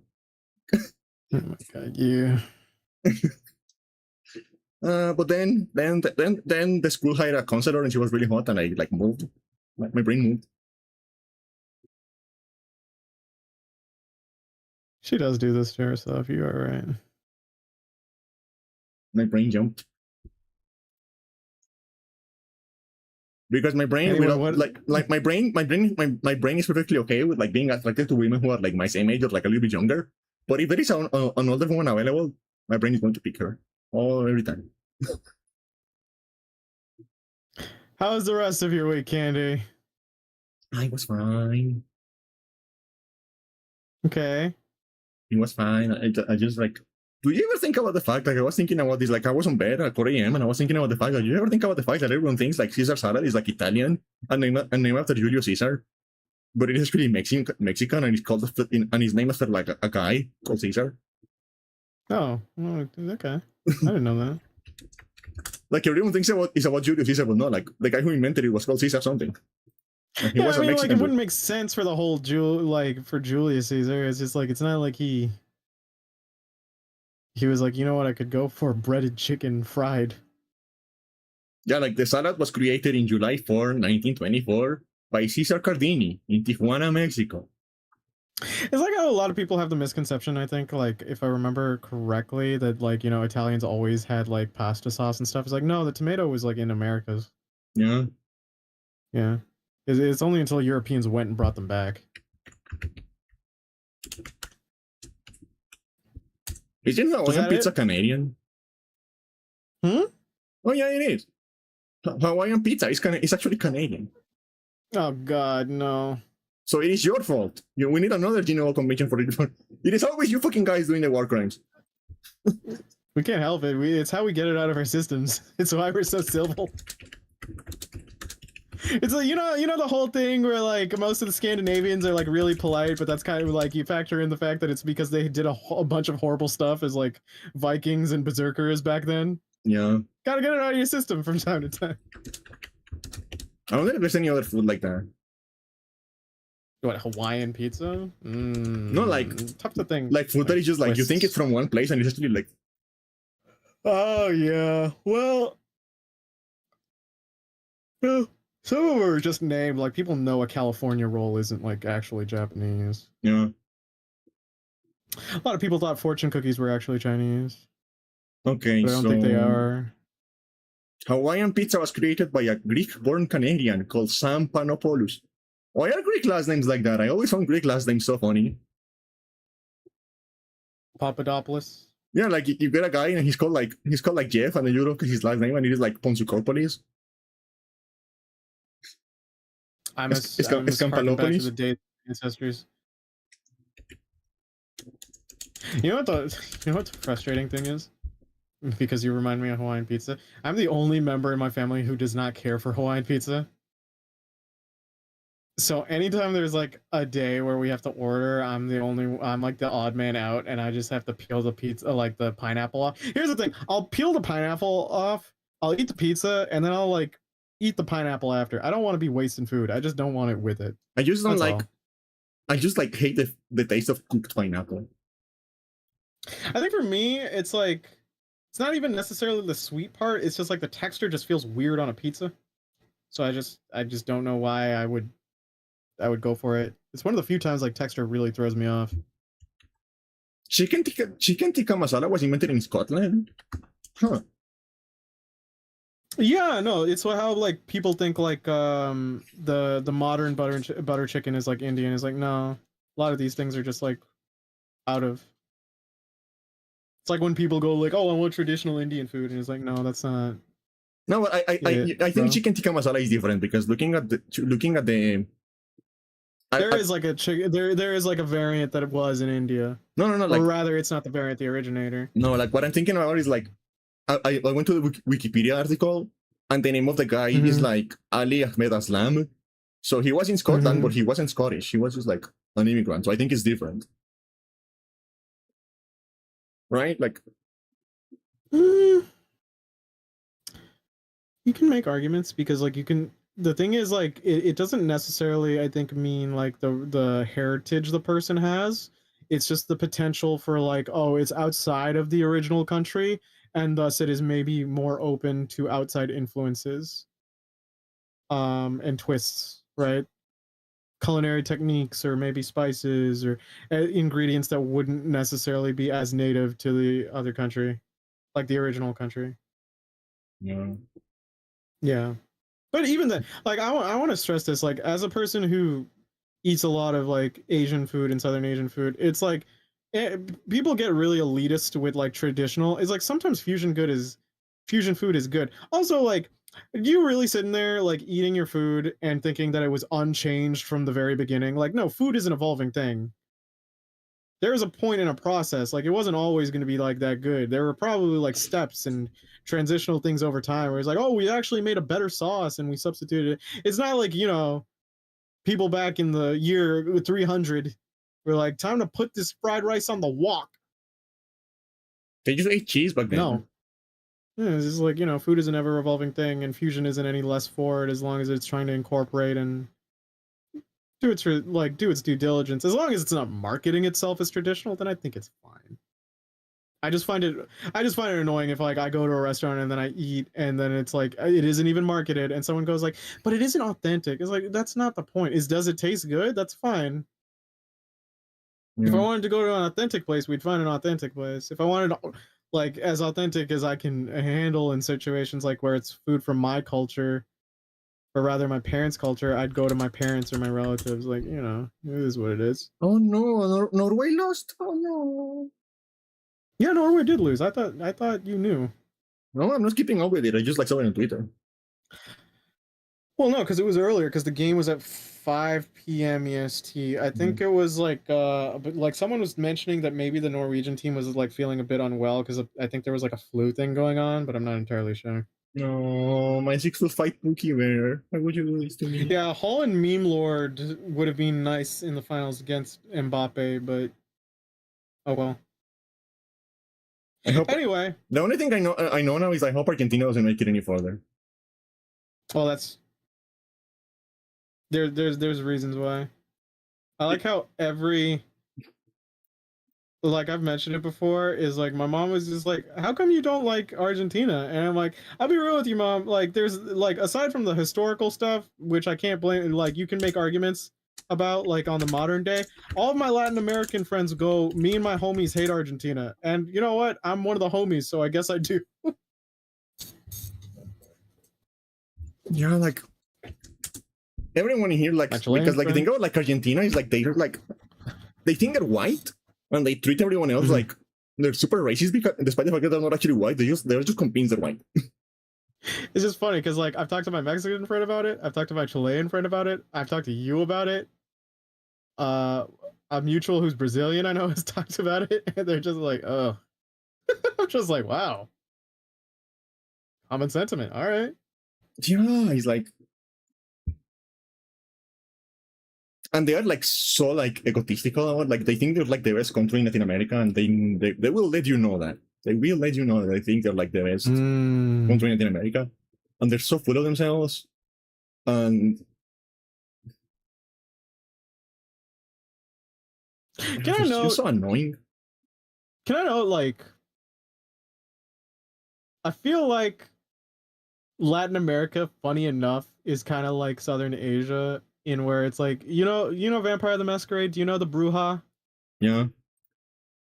It's just like, do you know the Bruja's like edict of just like, I don't know that much. Okay, so the Bruja in like Vampire the Masquerade, for those who don't know, is like a clan in Vampire the Masquerade, and their whole thing is like they're the anarchists. They're very disorganized. They're somewhat individualistic. They don't like, you know, the whole like hierarchy stuff. And they're very passionate and stuff. But the fun thing is, like this is quoted from like the wiki too, and like from a proverb. As divided as the clan is, all work against each other in some way, and even when some rivalries within are more embittered than in any other clan, they still keep together. So like the funny thing is just like I'm imagining, because like this happens with Southern Asian countries, but like if someone outside of our country starts commenting, we just go like, no, leave the hate to us. Yeah. So the proverb is I against my brothers and I against my cousins and I against strangers. And I'm like, yeah, okay.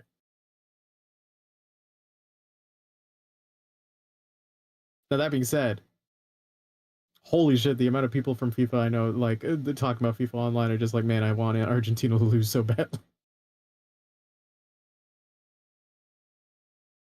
It's like they're so annoying all the time. To be fair, me and one of our other friends in the server have kind of just gotten to the point where it's just like the likeliness is France is going to win. But that's just our thoughts on it. Not just because of Mbappe. They seem to be like a little more on the consistent side, but yeah. You know what I could describe Argentina as actually? What? They're like the South Africa of America. Except they haven't had a Mandela yet. they're still in that state. But anyway, apparently they're tied with Swiss right now, and they are at almost 90 minutes. But yeah. Anyway, also they like the way they speak is so fucking stupid. Oh my fucking god! Get a better accent, you fucking losers. Candy. Okay, you done with your week? Listen, I am Hispanic. I need to cheat Argentina at every chance I get. I mean, to be fair, yeah, I'm like Canadian. I get to dunk on like the Montrealers.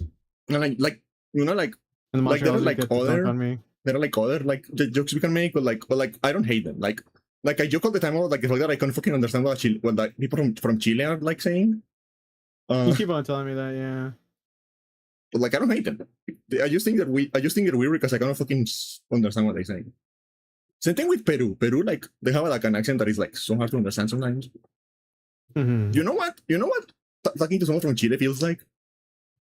What? Do you know that scene from Hot Fuzz where they go to like this old man and he starts speaking like? Oh, thick Cockney or something. Yeah. Yeah. Okay. And he's like, and he's like, see where that, and he's like, I know you're speaking in Spanish, but I didn't catch a single word you said. Yeah, because of just how the inflections and stuff. That's an interesting parallel. Okay. I cannot understand a single word you're saying. Actually, when I'm speaking in Spanish, I have a very weird accent. Mm-hmm. Because I don't know if it's like because of the autism, but I didn't like catch a local accent. Oh, but because you also expose yourself to some Western media and stuff too, so. No, I think it's the autism because it's not like I catch a foreign accent. It's like I speak like on like when I'm speaking in Spanish, I speak on like a 1950s transatlantic accent. Oh. It's really weird. And it's not intentional, it just happened to me. I've lost the ability to speak like my parents' native tongue, and like any attempts I make, like everyone just comments like, you sound so white. I'm like, all right, if you don't want me to speak it, then I won't speak it.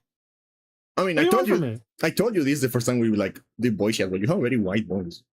I do. I kind of enjoy it. I love having a racial stealth ability. It really throws people off after a phone call.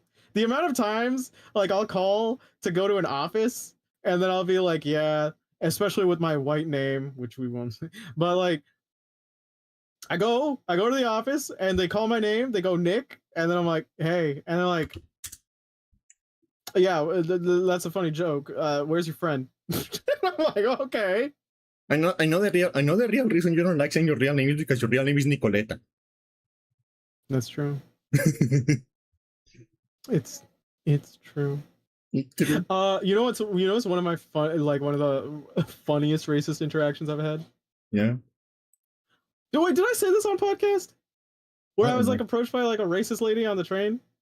I don't think so. Oh, so like I think the train story you told about is like the lady who was like who you told her you had AIDS. She was hitting her, yeah, because I was like nervous and I kind of didn't want her to like hit on me, and I just went like, I have AIDS, and then I ran after the next station came because even though it wasn't my station. Yeah. But so this one, oh, it's bad. So there, like, I was in a train and it was full of like other people of color, like the cart.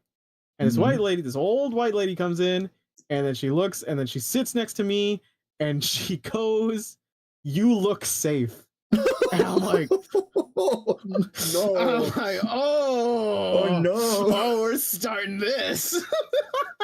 You had the good one. Well, yeah, one of the good ones. Ooh. And it was really jarring. So she was clearly insane because okay, what I'm the type of person, and Candy knows this, and some of the other people in the server know this, is like I can kind of roll with the punches with weirdos on the street because I grew up in Toronto. Like it's kind of part of the deal, right? Because some get angry if you're a bit silent, and you kind of have to learn how to diffuse the situation depending. So she was. So if you've ever talked to a crazy person, there are different types of crazy, and I don't want to make light of the situation, but it's just kind of like crazy is a lack of better word for me understanding what's really wrong. But it was one of those situations where she wanted to rant and ramble, and I would try musing a conversation, but it was very clear that none of what I was saying was going in for input. She just needed output, like her output, and like she was just continuing the conversation with herself, but she was waiting for me to finish my sentences, right? Yeah. So a lot of this just ends up being her talking about how she used to be a roommate with the serial killer. This woman is like 50 or 60 or something. And I'm like, so like part of me is trying to muse it. I'm like, oh really? I've always seen like documentaries on it. Were you able to kind of tell from the get-go? And it's like, she's just like, it was just very, he acted very weird. You know, he was gay. It was probably the reason. I tried to get like, it's probably because of those antidepressants they got him on. Oh, so she was all the isms. Yeah. And it's like, it's probably the antidepressants they prescribed him. I was trying to get him on vitamins. That's what I'm on. Just like, I'm sitting there like, there's a lot to. Hold on. Are you maybe insinuating that one sexuality is dependent on the amount of nutritional and vitamin intake? Or is this a serial killer thing? Or both? And I was just like, oh, vitamins, you know what I'm saying? It's like, yeah, I take some multivitamins a day, and look at me. I haven't killed anyone. I'm like, you're right. I had nothing to really go for after that. And then she was talking about the weather and politics, and I was trying to bemuse it, but then she'd switch everywhere. And then finally my stop came up and was like, yeah, later. I feel like walking to a stranger and telling them I haven't killed anyone yet. Pretty big red flag. Yeah. But I will say, when I say she's 50, probably 50 or 60, very weakly looking, like very weak looking. Like, I'd have a hard time believing she could actually kill someone. That's how they get you. They look weak, and you like lower your guard. Yeah, that's true. That's true. I will never forget.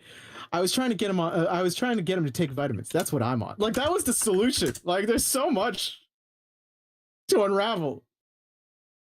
Like let's be honest. The whole like you look safe thing. I've got that before. You're one of the good ones.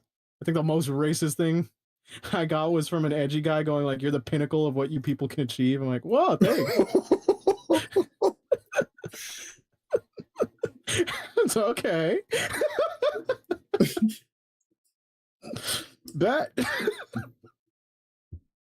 But like, yeah, that was my racist train adventure. I just didn't know if I said that on the podcast. That was to look safe. Yeah. I have, you know what's one of the other funny ones I've got? I actually have gotten a person calling me exotic. North American born and raised exotic. But yeah, it's funny. It's so funny. I think that's what Candy knows this about me. I find like unintentional racism the funniest thing ever as a person of color. Yeah. I just enjoy. I just revel in it. Yeah. It's something Wooly and I agree with. There's something giddy that it makes you. Yeah. Yeah, that was what I was thinking. Like I was just imagining like Wooly like laughing like a hyena and Pat like trying to like look. I think one of my favorites is when it's a clip that came back recently, and it's just like I think Pat did 23andMe or some sort of heritage thing. Oh, and he found out that he's 1%. Like, yeah, 1% black, and he's just like, hey, the one drop rule. You want to test it out? You know what? I don't want it. No, but like the clip cuts out from that, and like Wooly's just laughing as Pat touches his chin. You know what? It's amazing. Anyway, yeah, my week. So funny enough, you played a Sega property, the third entry, a remake. I played one, Yakuza 3 remake. Except I played the remake that is good. Hold on, wait.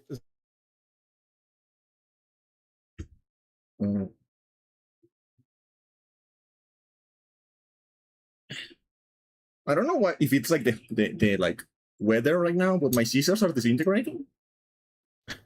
Okay, hold on. What was I gonna say? You play Yakuza Kiwami 3. Oh, yeah. So it's good. It's okay. Good is a stretch of word. It is an interesting remake in that it's not an outright upgrade. People have talked about like the things that have gone missing. I can kind of go into that a little. But what I did is usually with these games I do like a base run to just unlock New Game Plus. So I was skipping cutscenes and stuff for the main campaign. Kiryu gets an additional fighting style called Ryuku style, which allows for weapon versatility. He can use tonfas like shields and stuff. So on a gameplay level, Kiryu's got some interesting kits. His upgrade tree is a little more simplified. Komaki is completely eliminated as a trainer.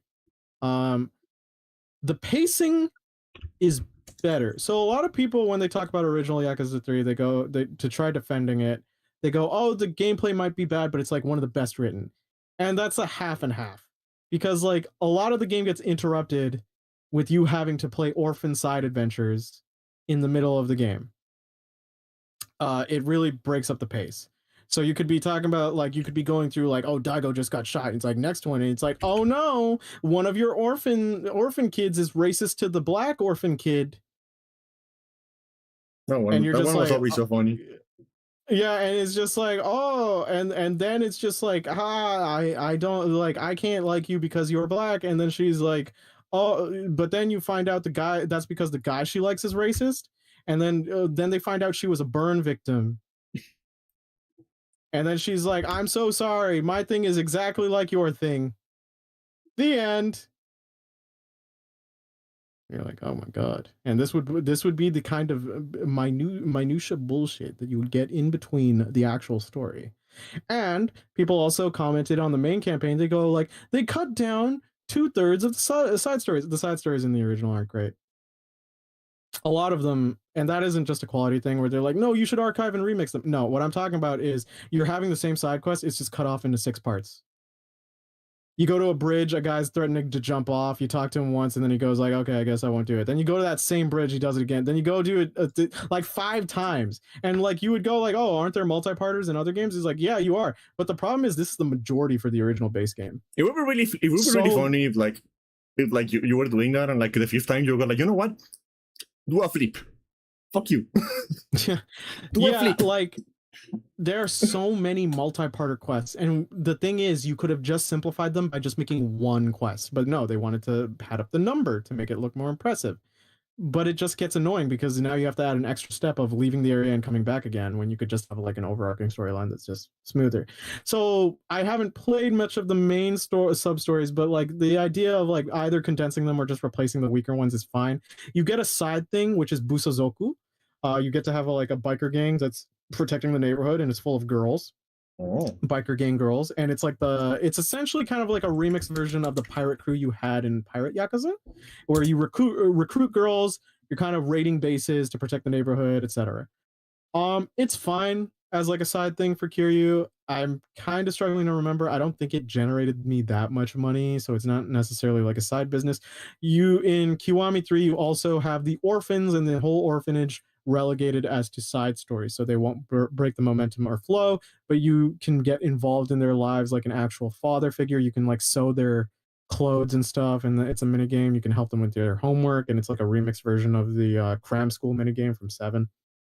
And you net rewards from that, and you can also get the side stories from that, and like those are fine. I haven't gotten too into that. I'll be doing that part later, but the combat is much better based off of Dragon Engine. But the other thing is they added a weird mechanic to keep it kind of slow. So Yakuza 3's biggest complaint was that it was a slow action game, and that's because the AI would very much block a lot. And there would be a lot of stagger animations. You would also, like, if you tried doing an evasive dodge, most of the time you would just end up back in the same position right in front of your enemy. So, like, the combat was rough, to say the least. It's not like it was difficult. It would just be time consuming. Me and my friends recorded the first Rikia fight on a new game file, not even New Game Plus. and on I think it was legend difficulty, and the Rikia boss fight is just 17 minutes, and a lot of that is just him blocking. And you're just like, oh my god. Rikia in the new game is weaker by comparison. He's not as charismatic. He's kind of more straight-laced. This is one of the complaints a lot of people have when it comes to like celebrities playing, is like, why didn't you get a comedian at least to kind of keep the same energy? Some of his content's actually being reduced too. So I can totally understand the complaints about Rikia, which is a bummer. Like this really cool character that's kind of being diminished a bit. But the combat, like I was saying, is slow because they added an aura break system. So, Candy, did you play any of the modern Dragon Engine games? Not the JRPGs, like I played Kiwami 2 on Judgment. Okay, so you didn't get to play Lost Judgment. So Lost Judgment adds fatal counters. So the character will charge up, and then they'll rush you, and then you have to time a fatal counter, and then they get stunned, and then you can press like the O button and then do a counterattack. The O button? It's kind of free. Do you call it the O button instead of circle? Yeah, I call it O because it saves a syllable. I know this. Oh my god. Because X. No, because here's the thing. Do you call the cross button like cross on a PlayStation controller? No, you call it X. Yeah. XO. But that's because that's just like what every other controller with that symbol is called. Well, yeah, no, but like it's circle. There is no other controller with an O except the Ouya controller. Yeah, but do you go X and circle or X and O? You can do both. That's what I thought. But like, I don't know, man. It sounds like you're talking about a fucking Ouya controller. The Ouya. Just said O. I say O. Sometimes I say circle. It's very interchangeable. But like, yeah. Anyway, this is like it feels like if I just found out that you like think xylophone starts with a Z. I say X, circle, triangle, and square. Yeah, I mean, I get it. But like, I know, I feel like I just found out you think xylophone is like spelled with a Z instead of an X. No, I think it's spelled with an X. I just like but this is what it feels like. I was young. Yeah, but like I grew up playing the game, and then like I'd just be like, okay, well, X, O, and then square, triangle. Sure, it fulfills the trifecta of the shapes, but like, yeah.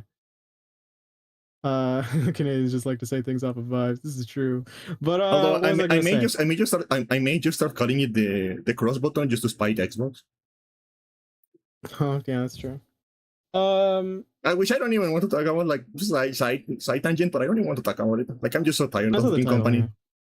But like, yeah, I'm just so tired of the fucking company. Like, yeah, can you just like? I know like competition is better, like or whatever, but like I feel like the industry will be better off if it's just like they just fucking died at this point. If you just sub in, yeah. Anyway, fatal counters, they're pretty free for damage.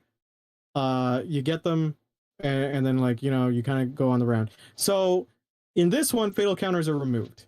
Fatal counters you can't do a fatal counter. You just have to avoid the charge up attack, which admittedly is like a little more skilled. You don't get like a free action. But then they added aura break. So aura break is basically your opponent character gains aura, and aura is just free armor. And you can only dispel the armor after a certain amount of damage, which just slows down the fight. It's not really engaging. Or like kind of like making you sort of think of the fight in a different way. You're just like, oh, I just gotta wail on him harder. In Kiwami 1, there's a moment where it's like, oh, okay, the enemy is stunned. They're in a stun position. They're starting to heal. And how do I do that? I have to do a heat move to cancel their healing, right? Mm-hmm. Based off of the style, like the aura that they have. So like if it's a yellow aura, I have to go to an beast style, and then I have to do the heat move and cancel that. If it's purple, I have to use rush, etc. But in 3 you don't get that. It's just based off of critical hits and like the amount of damage you do. And the problem is like they generate the aura back pretty fast. There's no indicator to show that they're going to build aura back. And so like it just makes fights longer in a different way. So we don't have like an improvement. Also this what you're saying is what they're saying is that the company is worse because the enemies are aura farming. Pretty much. It just slows down the combat, which is kind of funny because Dragon Engine was like faster, but they're like, no, it's 3 though. Let's slow it down again. And it's like it would be more interesting if you had more of a direct counter to like a sort of sequence of actions or something that you're going to do that's a little more consistent to aura breaking, or if if aura just generated after phases and stuff like that, because it just kind of makes it tedious, which was the problem with the original game. Aura farming and hype Which is a moments as shame. game. Which is why all of the enemies so far, I haven't fought the Amons yet because again I have to do a new game plus run. Only have 2 health bars, which also kind of makes it lame. Everyone kind of feels like weirdly weaker, but like you also feel weaker because the aura break system makes your attacks feel like they aren't doing that much damage. Which I think is one of the complaints. Like a lot of people have talked about it, is like never nerf, always buff, right? Can go both ways. When you're making your character who previously felt like a bulldozer, just kind of weak in his punches, like it feels like you're losing something. Which is probably my main complaint. Other than that, the combat flows pretty well. The moves are fine. The weapon style is a little more crowd control, I would imagine, and then dragon style kind of is fine for like boss fights. I'm trying to think of anything else I'm forgetting for the main campaign. No, not really. All right, so now like the actual stuff, like I played and saw the story line of the cutscenes, is the Mine campaign, which is actually, I really enjoyed the Mine campaign. Mine gets a different move set. He gets a berserker system. So they're called shackle hearts. He can hold down one of the triggers, and then he unshackles his heart and he goes into berserker mode. And then basically his heat moves will be different given the circumstances. I'm going to unshackle my heart. Yeah, pretty much. So if he does a heat move in normal form, that same heat move changes based off of his berserker form. I believe he gets a damage buff as well. It also has a timer, of course. And you can generate like that, the shackled hearts, by doing dodges, like perfect dodges and stuff like that.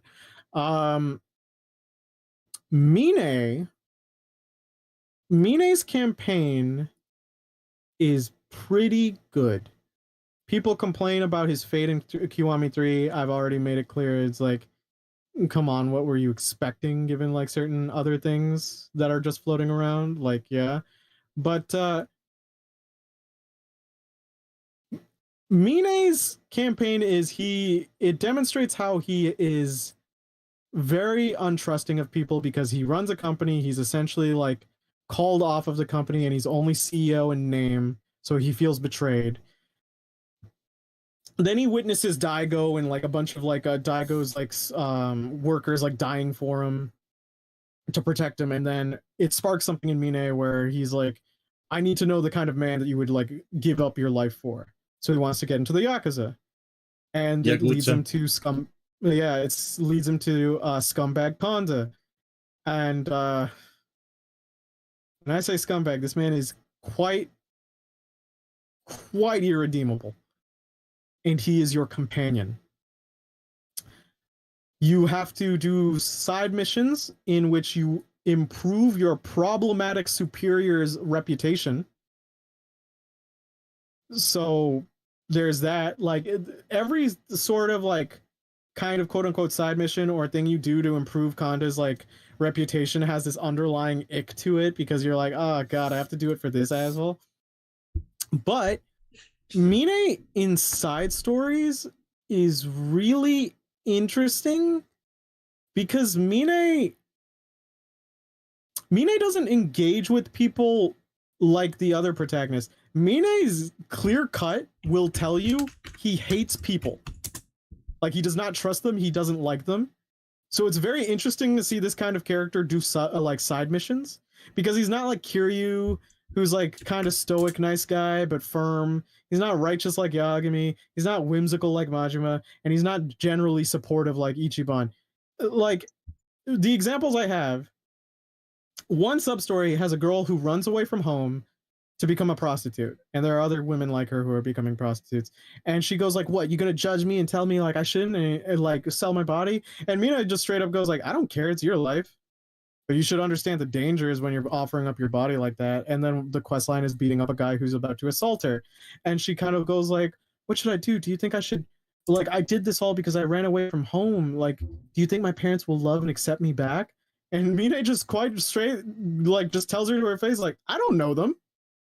How would I know? I've never met them. Your parents are human. They could suck. I won't lie and say they'll be understanding. Hey, if they suck, you can just run away again. Why are you putting a seagull over me, you ADHD rattled? Because of the amount of time you have said mine. Mine. Mine, you idiot. There's another where a kid cries, right? Because like he tried appealing to the better nature of these thugs and they didn't listen and they kind of hurt his grandpa. And the kid is like a gentle-hearted soul, and his grandpa's talking about like the gentle stuff in each like people's hearts. And then Mine just straight up just tells the kid, hey, he's like, yeah, some people just don't understand until you hit them hard enough. And then he goes and beats up the guys that did that. And the sub-story ends with the grandpa going like, oh, the graffiti stopped. He's like, what happened? He's like, well, I told this guy, and then he told me he'd take care of it. And he's like, oh, did he talk to them? He's like, no, he told me that they were trash and that they weren't worth redeeming. And his grandpa goes, oh. I like Mine. We have very similar moral compass, apparently. Mine talks to a corrupt cop, and the cop goes like, are you gonna be self-righteous with me? And he's like, I don't care about it. Red tape, like if red tape is limiting you from helping people, then it's just contradictory. Yeah. He helps a kid apprehend a serial killer because the serial killer killed a family member and the kid wants to kill the killer himself. Mine agrees, beats up the serial killer, and the kid chickens out of killing him because he just can't do it. And Mine goes, that's because you're kind. And that's fine. But Mine fully admits, yeah, I wouldn't have stopped you if you did kill him. I'm gonna do it myself. The kid then leaves, and Mine just like goes like, you know, a murder isn't worth my hands, but I can disfigure you horribly. So he bashes the guy's head in and just leaves. I like Mine. He sounds like me. Mine, yeah, you sociopath. Mine also has an interesting like moral compass in which he also is one of those guys who doesn't kill, but he goes like, I wouldn't kill just as a like any gung-ho idiot that goes killing is the immediate solution is just digging their grave. I understand if I have to use it. That's the thing. Yeah, that's how I feel. So like that's like the reasonable adoption, in my opinion. That's how Batman should operate. But like Mine has to go to an underground arena where their whole shtick is, oh, people get to watch people die in fights or trying to escape a dungeon. Mine beats it, and then the leader of that ring gets upset and then goes to the private room as the entire audience of people who were like, we wanted to see people die. And then the guy like goes like, oh, you want people to die? And then he blows up the entire room with them in it as Mine just watches the smoldering room, and he goes just like, even though I'm not stupid enough to like just make lightly of what a life is worth. As soon as you take a life, you should understand like the costs. And he just walks away. So Mine is very pragmatic, and he is the most actual Yakuza out of this entire staple of Yakuza protagonists. Like, bear in mind, in the DLC, Mine has been a Yakuza for about a week, whereas Kiryu and Ichiban have been Yakuza for about over a decade. And anytime Kiryu and Ichiban get confused why the Yakuza are doing nefarious things, you're sitting there going, didn't you read the pamphlet, you idiot? What did you think the Yakuza were? I don't know, it reminds me of this, like, I keep seeing this screenshot of like one of the Transformer movies where like John Cena is like going like, they're called Decepticons. Why are we trusting them? Yeah, because like Kiryu and Ichiban wax poetic about like when the Yakuza are cool, and some of the problems of like some of the other antagonists who talk about like, oh, the Yakuza are honorable. Now, people usually point to the whole, oh, we helped during the tsunami relief effort, and it's like, whenever a character claims that, and then they go, see, that makes Yakuza honorable. It's like, no. That makes the Yakuza at the time that happened who did that honorable. You don't get to rest on the laurels of your predecessors. What did you do? Like that's just a stupid excuse because like everyone with a brain knows that was just like a propaganda coup. Like if a current administration took credit of the past administration when no one was like working there, like no one from the original team is there, you'd be like, you're kind of full of it. Yeah. This is of the same energy. Kiryu having this complete like disillusion with the Yakuza, which is why he retires, and that makes sense. That's fine. Ichiban also kind of like understands because like Yakuza get disbanded over time. And Majima is kind of like a little bit like he's kind of like admitting like, oh no, we're bad. Gotta make do, right? He still keeps his whimsy. So it's kind of interesting to have it's kind of interesting to just have Mine just kind of actually operate like a Yakuza. It's very refreshing. He's still good as a person. Like he's still in these sub stories, he's still pointing these people in the right direction. He's highly cynical of humanity, but that's because he's been betrayed most of his life. Everyone he's loved is like died. And so he's like the fact that he's gravitating towards Daigo is because he's yearning for bonds. He's yearning. That's his story arc. He yearns for something genuine. And okay. And the intro. And okay. Okay, Candy. This is Tragic Yaoi, the campaign. Okay. This is unabashedly Tragic Yaoi, the campaign. And you know what? We love them for that. So Mine is interesting in that, like in the main campaign, he idolizes Daigo, and then this shows the progression. So he's at first curious as the type of man people would be willing to throw themselves at and die for, and then he meets Daigo and talks to him, and then he's a bit disappointed because Daigo is an idealist, and he goes like, "These are nothing but platitudes to me." But then so Mine keeps on running with Kanda, who is a huge scumbag. Kanda is your companion character. You have a social link with Kanda. Would you like to know how that goes? I'll just answer for you. Every dialogue option you have is wrong, and every dialogue option sucks, and every response he has makes you hate him more. Because the entire point of this is to go, he is not capable of being nice. He has just discarded this. He is self-serving. So then Mine, because he's like, oh, I don't want to be part of these platitudes that Daigo has. He sounds Argentinian. Oh my god. So Mine runs with Kanda, and then obviously Kanda fails him, and then Daigo's the one who kind of saves the day, but like almost at the cost of his life, and that's kind of like it shows like how Mine idealizes Date now is because he's not only someone who spits platitudes, he's the one who will. Or Daigo. Oh, sorry, Daigo. He's not someone who only spits platitudes. He's also one who will actually follow through with them. And then like, you know, it has like it jumps to Mine about to go to the hospital while Daigo's in the coma. And he goes to a bar that him and Daigo hung out at, and then like the bartender talks about how Daigo worries about all of like the men in his organization, like a proud father, and that he mentions Mine the most. And he's like, and Mine goes like, what does he say about me? And he's like, how can I get Mine to open up to me? And he's like, oh. And then the ending of Yakuza 3 happens, and Daigo is in a bar, and then he finds out the truth about Mine's like reason for doing everything, or rather kind of like insinuated and just like Mine's true character. And he cries in the bar as Mine stares outside and then walks away because he is now a man who has erased his name. And you're just sitting there as like, yeah, this is tragic, Yaoi. They know.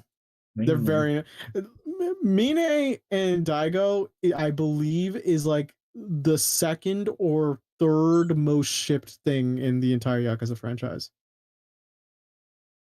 Yeah, that makes sense. And yeah, I mean, hey, give the people what they want. It's a really well done story. I think that story holds through.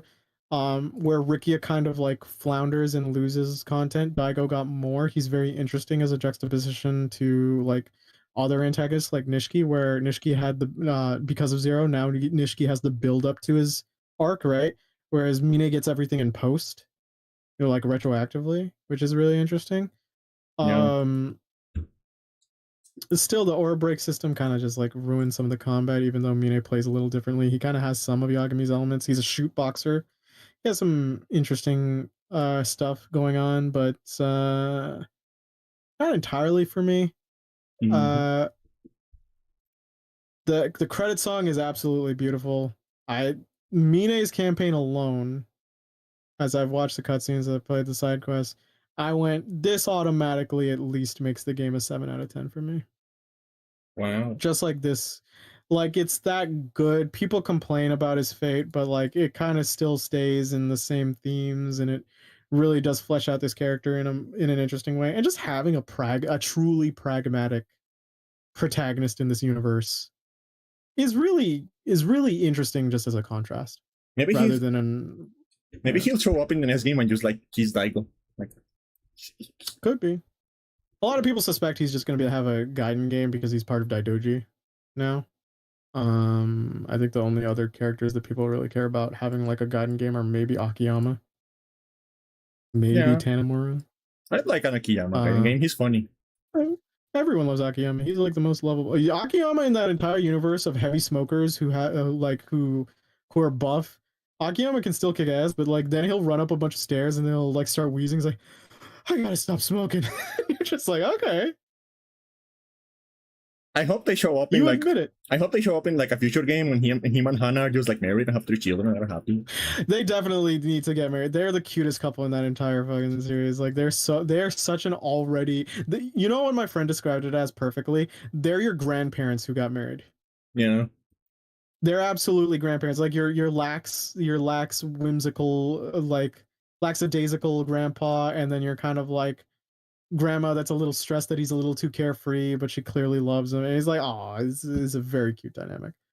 Um, yeah, so I got all of Mine's trophies. I also made him sing Baka Mitai. He had some I think it was pitch shifted in some places, but it sounded pretty good.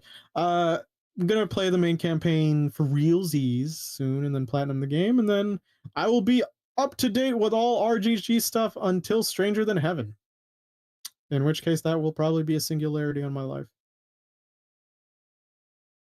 I am half expecting like expecting like some established characters show up to show up at the end of like Stranger Than Heaven and like do a Nick Fury and recruit Tupac. Oh god. I think my worry, I mean, we all know it's gonna be related to like the Yakuza universe because it's already in Kamurocho and it's in uh not Ijincho, Sotenburi. I'm just kind of like there's still a part of me that we're gonna get more or less the same, and I kind of want to. I'm really hoping this game experiments a little more and does some more new stuff. Yeah. Because we took a JRPG out of rotation, right? So it was like it'd be nice. It'd be nice to have a little more new stuff before we get like a new JRPG from the studio. I've talked about like how I really wish they would just hurry up and just remake 4 and 5 and just be done with it, so we don't have to have these conversations about remakes. Yeah. But I've talked like I am usually more lenient to remakes than most people I know. I just hate the whole alternating schedule of remake new game, remake new game. Like it makes sense. It has to make sense on new like on paper, but it's just like to any person who's probably like jumping into the series is like, oh, I gotta wait like 4 years or at an interval of 2 years to keep on getting caught up to the series. Yeah. Yeah. But yeah, I think people kind of, in my initial take, because I still have to play the main campaign fully for Kiwami 3, I think people are a little too harsh on this game. That is just satisfactory. It's like most of the Kiryu games, people don't talk about it. Well, people do go like Zero is the best one, but like you can make arguments. Zero is the high point in Kiryu Saga, and then it all kind of just like is a roller coaster of quality, or it's just like kind of firm in the 7 to 8 out of 10 mark. So yeah. Persona 3 also like the remake also like um it's like way less content compared to like what Yakuza 3 does, but they also like add like some like space to flesh out like the main one of the main antagonists. That's good. You know, it's all about reallocating to like actual things. Like I don't care that there's like less side content, because there's also like mini games and also like a side campaign with a very popular character. Like I think the only complaints I have are just like not fleshing out Rikia properly. Yeah. And then like the combat. Like, you know, like the Jesus guy on Persona 3. I'm aware of him. Evil Jesus. Yeah, like they just like added a bunch of events where you just like have conversations with him, like at random. You just like encounter him. Because he's like one of those antagonists that is like, I kind of don't want to fight you yet, you know? You know, it's kind of like antagonist who is like, okay, I want to get you know you first before we fight. We're going to fight, but it's not yet. I need you to wine and dine me a little. We're going to fight, but not yet. I want to get to know you first. I want to understand why you're fighting and shit. I need to know you care. Yeah, so you get to have like a bunch of like little events with him where like you get to have a bunch of like little events with him where like you just like run like across him, and you just have like conversations about like why are you fighting, and like he's like explains his philosophy and stuff like that. Yeah, I get you. And it does like I like that they added that. Yeah, I'm trying to remember. I feel like that's so similar to something I played like way back, but where it's just like the character like calls you up to kind of mock your philosophy while trying to assert their own, and it's very, because there's something. It's a really good way to build up an antagonist, because to you the player, like to them it's goading, right? But to you the player is like, oh, you're insecure. Yeah. And I can't wait to break you. Because like if you were so confident in your philosophy, you wouldn't need to contact me to try winning me over. Yeah, he's constantly like, I don't get it. Why do you care so much about other people? You have this power. You need to use this power. Why do you want to get rid of it for the sake of other people? And yeah, and then so that's what, and then there's the cathartic thing when you beat them down, because like you tried selling me on your brand, you failed, and I beat you. Yeah. And it's very good on catharsis. It's very good on build up, but yeah. No, like that's the thing. Like it's really from what it sounds like on your end to like this is kind of the same vein as Kiwami 3, where it's like there's an upgrade, but it feels like it compromises in places. Yeah, but like in the case of Persona 3, like all of the content is still there, and they added more content on top of that. It feels like the compromises are like in terms of like the gameplay. Like they sanded it down a lot to make it like more palatable and more like easy. I'll say because for Kiwami, Persona 3 was still like Persona 3 was like still like kind of a Shin Megami Tensei game.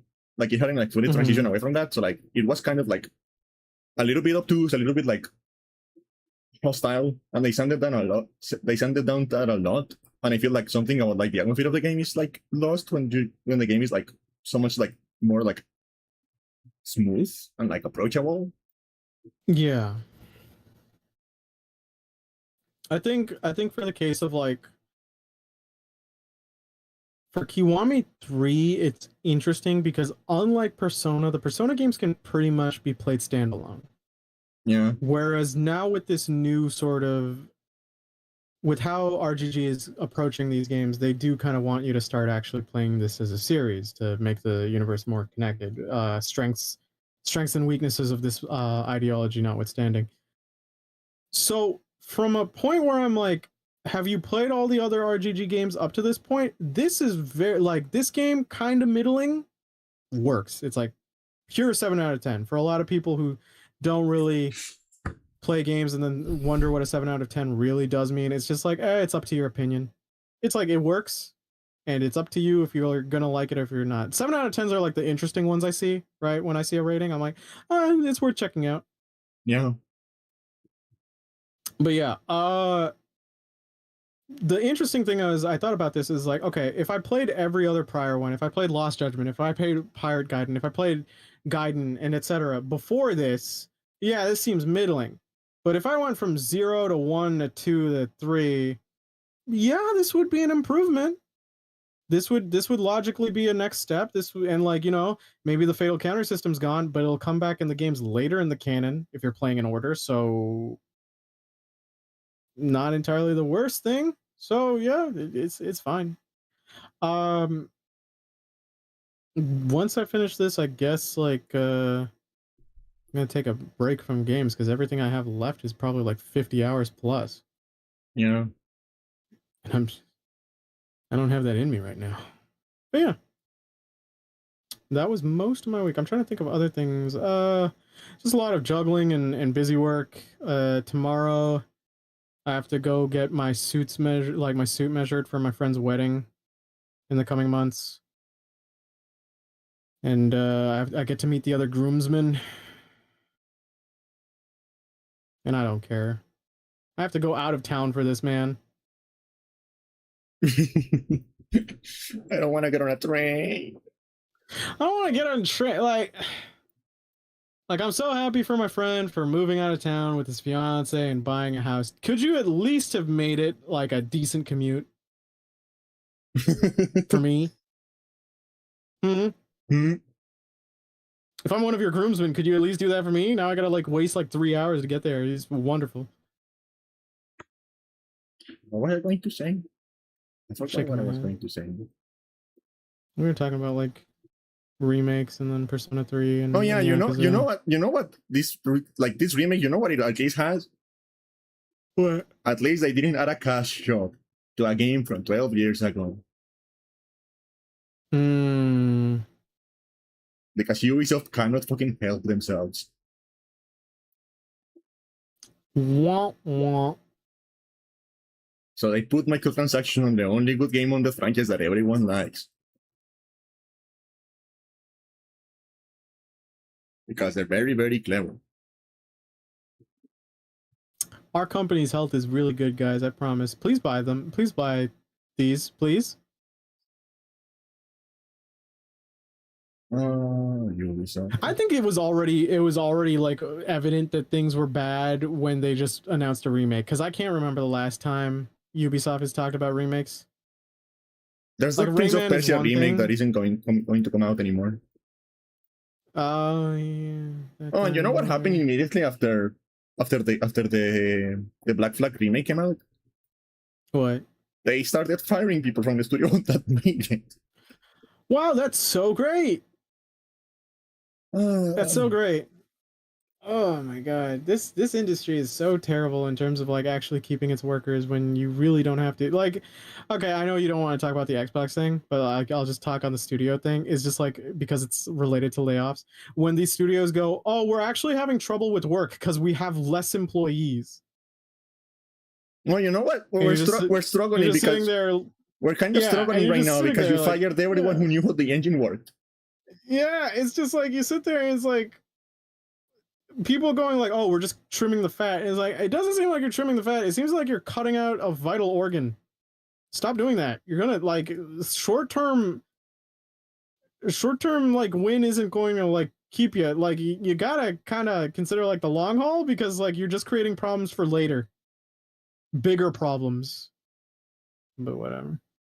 Oh, Layoffs. But it really feels like just like one last word on the Microsoft thing. It really just feels like they saw Sony and they went like, "Okay, hold my beer. Yeah. We can't get worse. Yeah. Things are bad, but they can get worse." I feel like I've been just seeing so much new. I've been seeing so much news, and I'm just like, you guys. I mean, Inside Gaming had this, and it's just very clear to everyone. There's no coherent plan. Yeah. But now with all of this, you keep looking. You start going. Is like, is the coherent plan to just die? Because I'm beginning to feel like that might be it. Like I'm starting to think like the leadership at Microsoft, they see an image of like a foot with a bullet hole and they get a boner.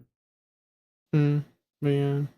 I mean, we also talked like ad nauseum like last time about like just how this is going down, but it's just like we just have to tough through it. There's probably going to be more stupid news, and you know, if we had to do it every single week, we're just going to get aneurysms. So. Yeah. But yeah, video games. Yeah. Me and Candy play Great hobby. They're great. To keep up with.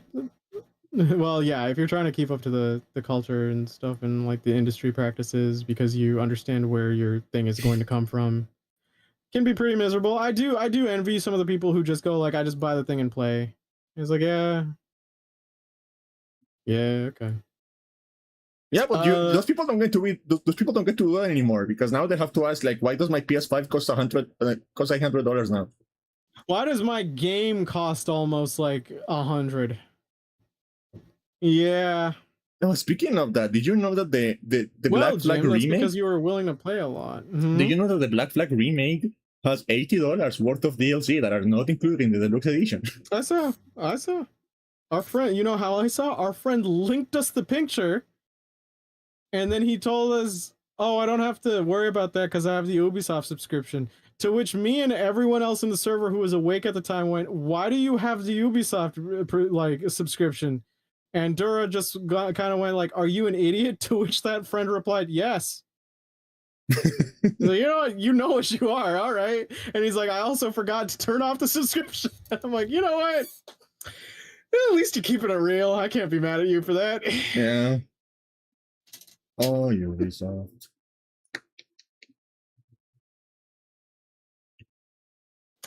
I can't. Is there any other? Okay, wait. The side tangent. Is there any other big game release this year? Other than GTA? There's like 40 fucking games in September. Right, because they're all trying to miss the GTA window and be like kind of early enough for Game Awards, and then also like hit Q4. Let me see the upcoming release schedule. We have. Is GTA November or October? No, this article is newer. Okay. Wait, is GTA October or November? November, I think. Oh, then it's gonna. Oh yeah, no. I think there was an article about this where like people were like, "Oh, we wouldn't have enough time to play that much during like before the Game Awards." Okay, let's see. What do we have? Which is fine. That game would kind of like steal too much. What do we have? I'm looking at the release calendar to see what we have that is interesting. We have the Halo remake that runs better on the PS5. Which is humiliating as hell, man. Like, that's so humiliating. Like, we have Metal Gear Solid 4 finally getting free from the PS3. Okay.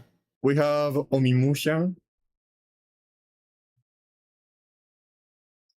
We have Wolverine. We have the new Fire Emblem. We have. Wait, Onimusha's 2026. I thought it was 2027. No. That's September 15. Oh. Okay, so look at September. We have Onimusha on September 4th. Wolverine on September 15. Fire Emblem on September 17. Control Resonant on September 24. Yeah. Silent Hill Townfall on September 24. Yeah, this isn't looking good. Yeah, we also have a new Garfield game. If anyone is interested in that, and we have the Grinch 2 Saving Christmas on September 18th. That is going to steal all the sales that month. Let's see. We have Ace Combat. We have Ace Combat 8 on October 2nd. Which mark your calendar already, folk? October 2nd and 3rd. I'm not going to play anything else. Like a friend gifted me Ace Combat 8, so I just need to like preload it and we're ready to go on launch day. I don't care. Let's go.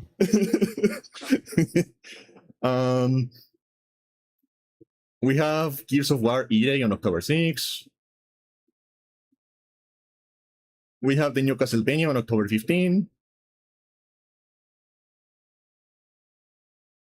We have Phantom Blade Zero allegedly on October 29, but they might announce the game again at some point. I don't know. I want it to perpetually be the game where we always see a trailer and it's like, oh yeah. And on November we have GTA 6. Yeah. And then we have Barbie Rewind. Game. I know. Barbie is the only one who will challenge such titans. Yeah. Oh, that's beautiful. And then we have a very long list of games that like were originally announced to like come out this year, but they have no release date. So they're probably going to come out next year. Probably. Uh, we've mentioned it before. I'm delighted that GTA 6 is going to come out because like I'm not going to play it, but that means like we're going to get like a second game drought for a while, which means I can just burn more backlog. oh, I hope it sucks. It will be so funny if it sucks. I'm fine with it either way. I just want the free time for my own where games aren't releasing so I can just finish more. I will be like I don't have like ill will towards it, but like I just think it will be so funny. Like I just want it to suck because it will be entertaining for me personally. Fair. Because I'm a terrible person and I enjoy when other people are mad. Schadenfreude. I have a lot of that. My God, you need to get laid. Yeah, probably. And man, it will be so funny if like it comes out and it's like fucking Cyberpunk 1.0. Oh, you got release. It's like extremely rough, and then we get the situation where it's like good like years later, but by then like the damage control. Oh no, they're not. If it comes out bad, they're not going to fix it. They're just going to focus on GTA Online again, because that's where the money comes from. When thousands of fanboys will send out threats to everyone who gives it less than a 10. Oh yeah. Oh yeah.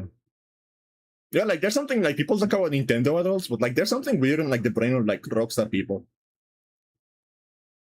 of Rockstar fans. They have a weird like bug in the brain.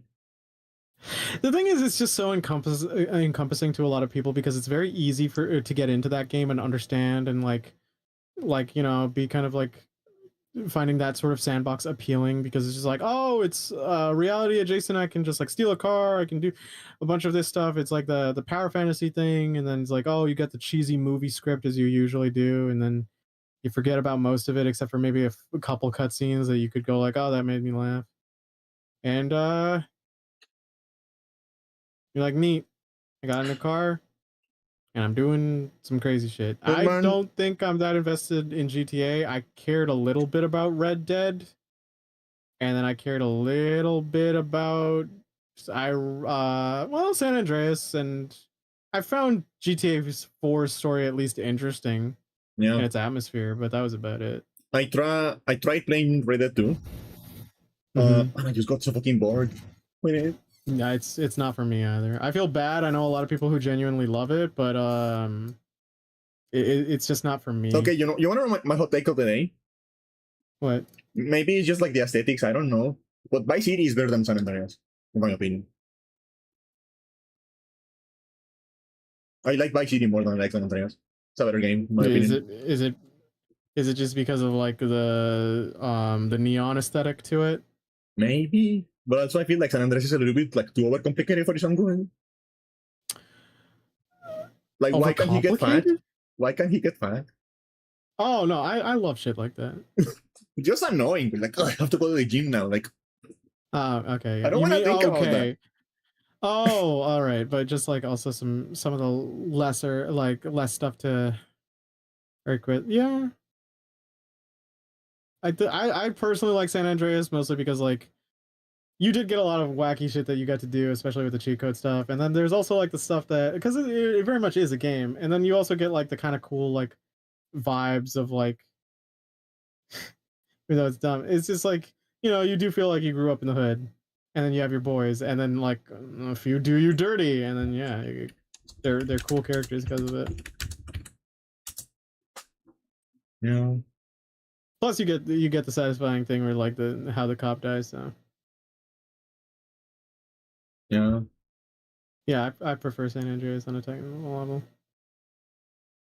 Mm-hmm. But I can see why you kind of care about like you would care about Vice City a little more. I also kind of find for San Andreas funny because you get to, if I remember right, you get to, is it 3's protagonist? No, it's one of the protagonists. You get to, no, maybe it is 3. You get to like race him, and he's being a complete dick to CJ. And you're like, what is this? What the hell? But yeah, I also there's some jokes that wouldn't fly fly to this day, where like you have to interact with a blind guy, and CJ goes like, just so you know, I'm black. It's like, I'm blind, not stupid. It's just like, Jesus, bro. But like the comment section is always funny. It's like, oh god, it's like, you know, for a Chinese dude, you're pretty funny, or like Asian dude, and he's just like, wait, I'm Asian. That comment is probably like the funniest thing I've seen. It feels like, I don't know. Yeah, best writing in series. It is. I enjoy that writing too, mostly because like it's very character focused, and I tend to lean to characters. Yeah, and that's like you know how art driven I am, and I just don't like how orange that game is. Well, it's also to drive the point home that it's not the best state that place has been in. Yeah, I know. Right? I know. Yeah. He's blind, but he's so lucky he does better than everyone else. That's true. Although the game admittedly like it is like less orange on the PC.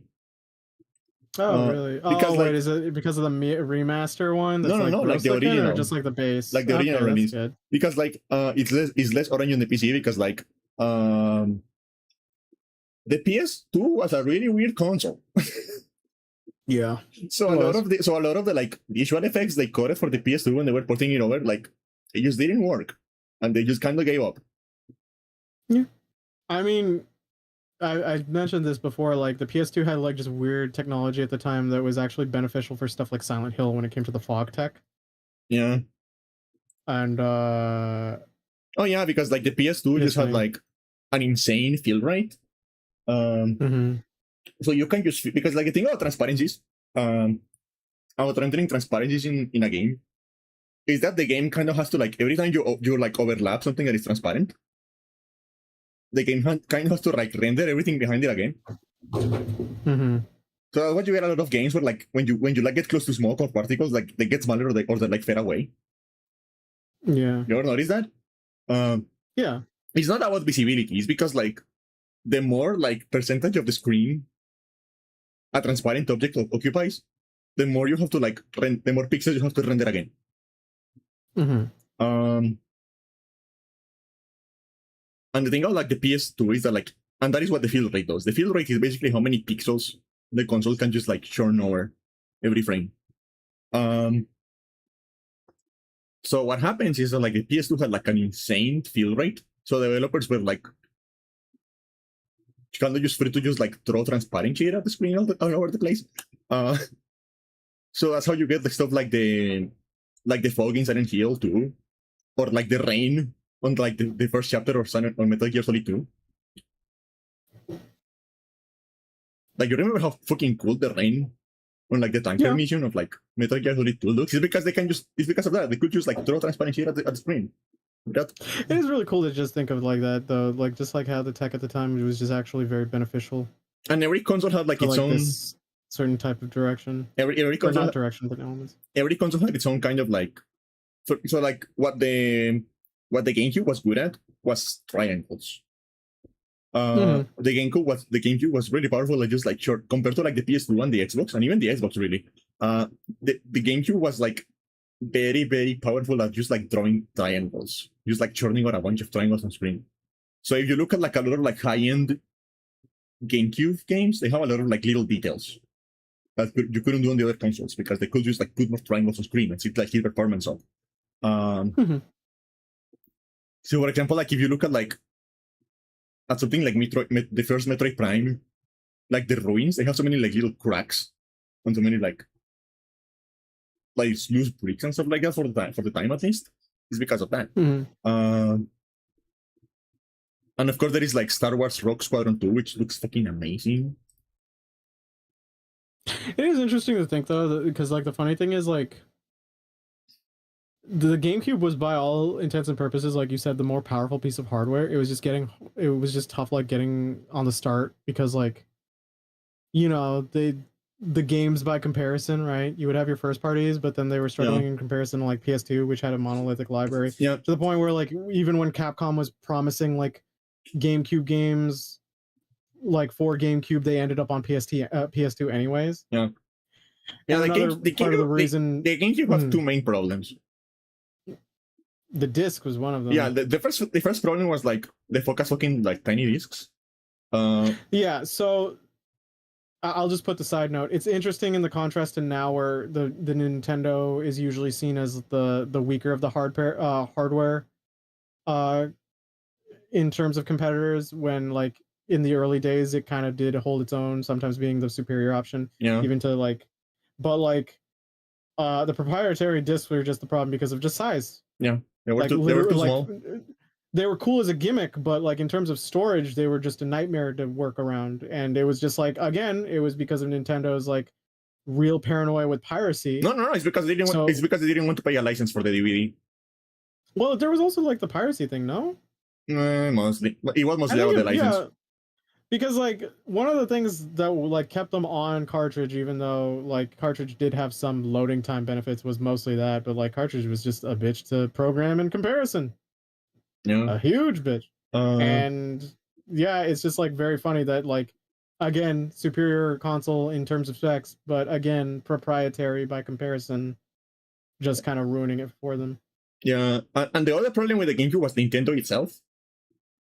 Because this is the time where the industry started moving to like having most big games be M-rated. Yeah, and they were. And Nintendo was still like a huge bitch about that back then. They were family friendly, trying to keep it.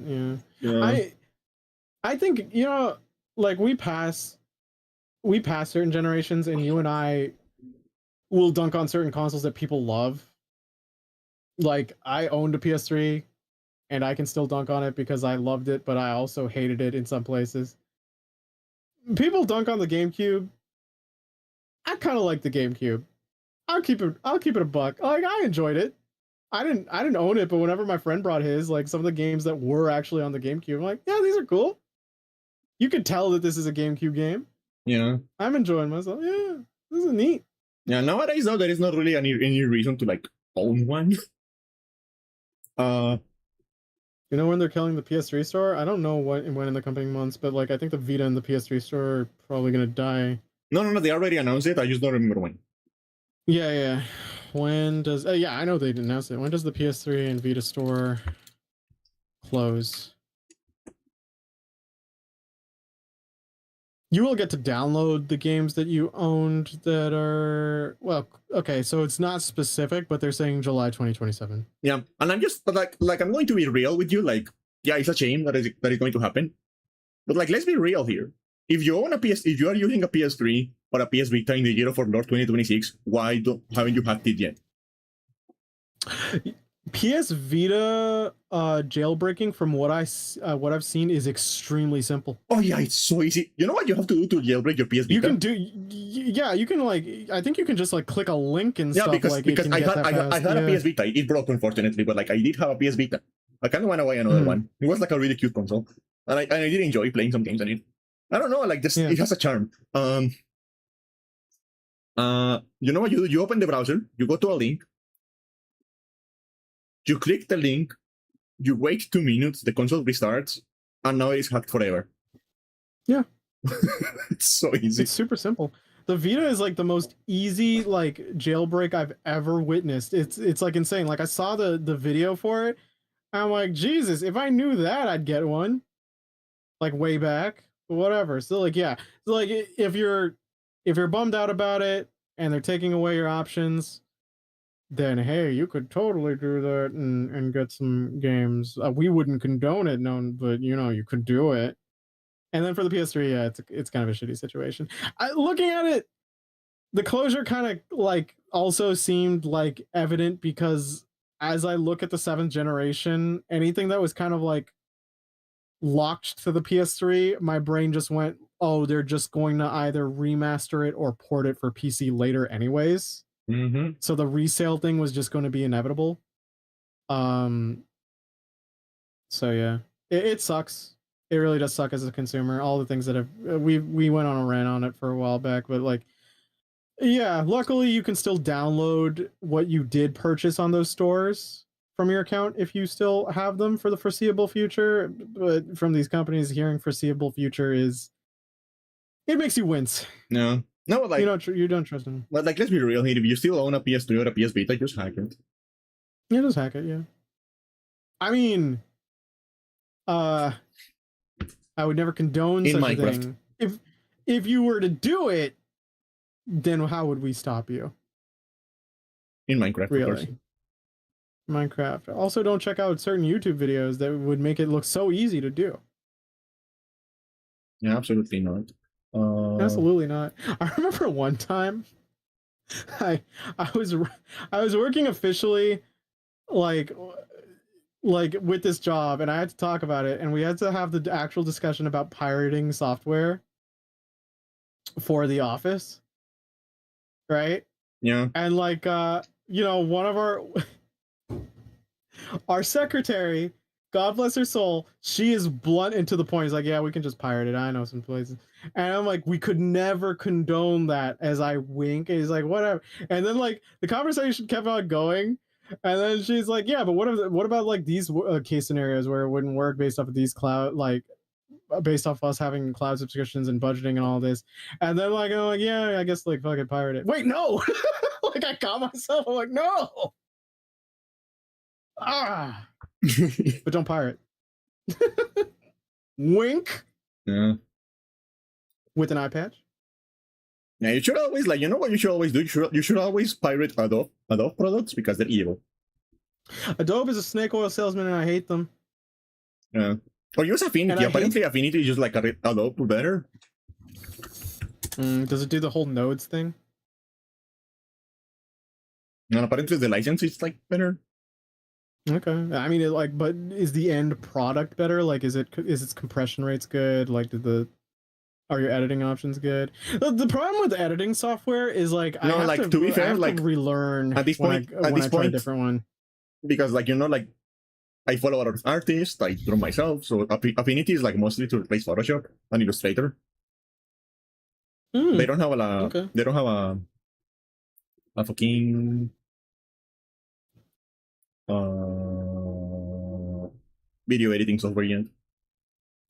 Oh, okay. Like Photoshop, that's fine. But video editors, because like the video editors I use are Adobe Premiere. I mean, no, I use only Sony Vegas.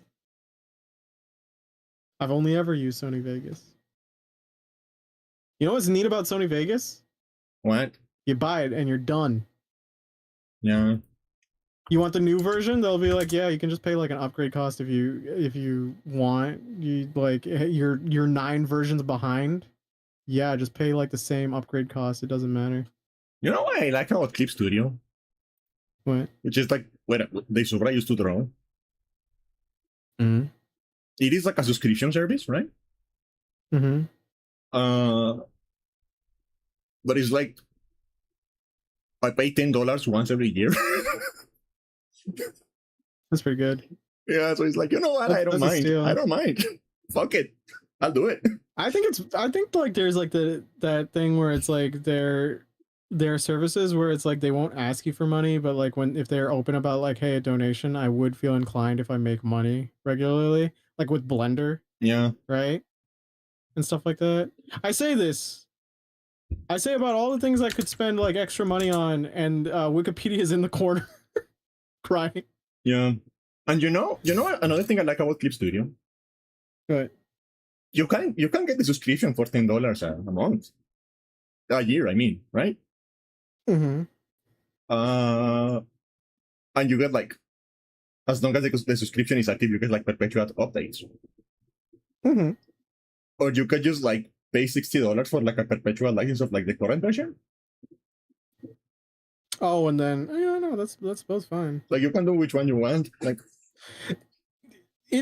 and they still like because like right now they're like at 5.0, right? They're like a version 5.0. Which is the one I have because I have the subscription. But if you purchase a 1.0 license all the way in 2019 or 2018 or whatever, you don't get updates anymore, but you can still download it. They don't pester you about that. I'll say for most people like who I mean, most people hate subscription services, especially for editing software. But there are a lot of people, I'd imagine, like if they stop by the stream, maybe they're not the types to do video editing. Like maybe at most they do streaming. The reason why like the subscription service just sucks is because it's too. Not only just is it too much, it's like, oh, you get to pay this much for a month. I'm not going to be able to utilize that software the entire month. That's not how video processes work. Either Yeah, I have to end up recording, that's going to take up some time, gathering my footage, that's going to take up some time, and then I get to edit. Or if I'm doing a scripted video, that's even worse. I might have to get assets. I might have to like do a lot more of shooting. And like in this idle time, that subscription is still like charging me. yeah, Um in which case it's like it's not like I'm opposed to giving you the company like money. Like I'd be fine with it if I could just have like something in perpetuity and then maybe like the upgrade cost. That's why I do respect Vegas like just as a software, and like when I can afford like one of the later versions I'll try it. I will say Vegas isn't my favorite thing to be editing with. It kind of lacks some features in comparison to certain competitors, but it's still good. yeah. So yeah. And like going back to like the Clip Studio thing. You know what? The reason my license is so cheap, Why? with Clip Studio, is because I think it was 2019, 2018. I don't remember. I purchased a perpetual license for 1.0, Mm-hmm. which I can still access if my subscription lapses. I still have access to like the 1.7 version, I think. That's pretty rad. Um, but also because I have a perpetual license, I don't have to like buy a subscription. I have to like I'm not like subscribed to like the software itself. I'm subscribed to an update pass. That's awesome. Because like if you had a perpetual license for any of the other versions, you get like access to like that cheaper subscription. Like I'll always hate subscriptions, but if we had to roll them out, that's like the one I'm the most fine with. Yeah, and also it's like fucking $10 a year. Who gives a fuck? Yeah. Like that's fine. So fun.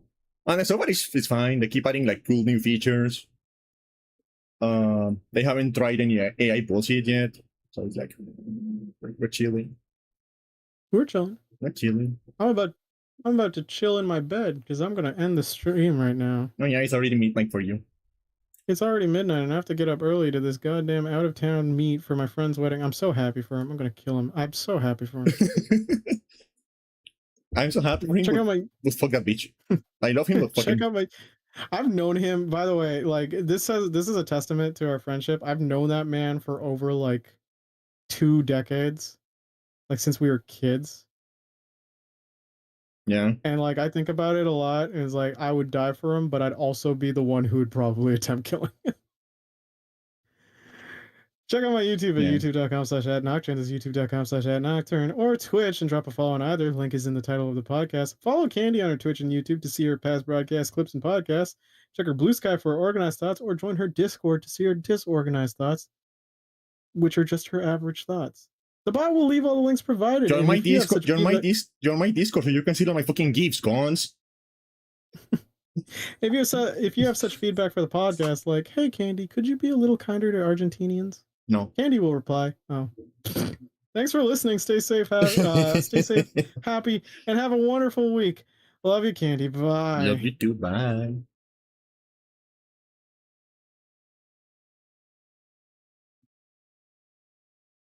Fucking Argentinians, dude.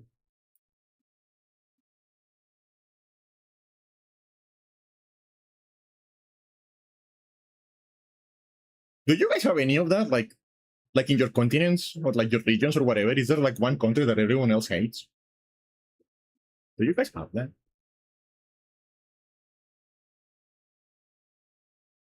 Australia? Yeah, I guess. And what's funny about Australia is that for a lot of people, Australia is the only country they know from from that continent.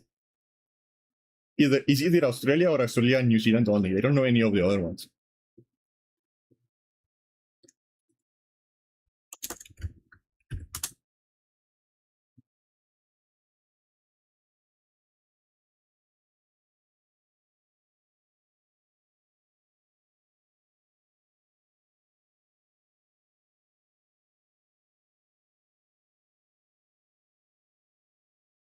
Like I feel like for most people, like Oceania is Australia, and then the Lords of the Rings set, and nothing else.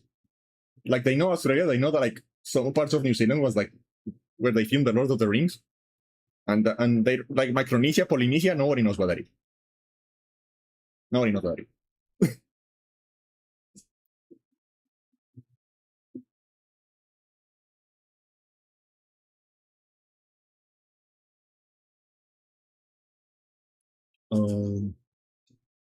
What's a Fiji? What's a Kimbati? Nobody knows.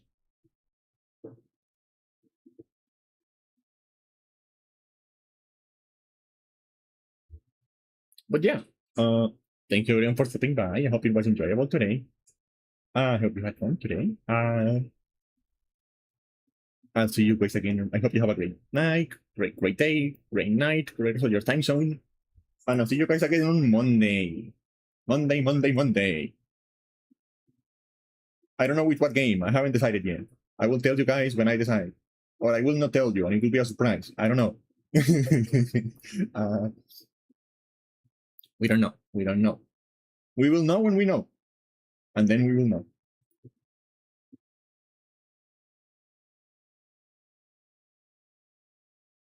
You know? Like my dad used to say, we'll look into it, and if we don't, we'll see. That was a genuine thing my dad used to say. We'll look into it, and if we don't, we'll see. Don't you know? We'll look into it, and if we don't, we'll see.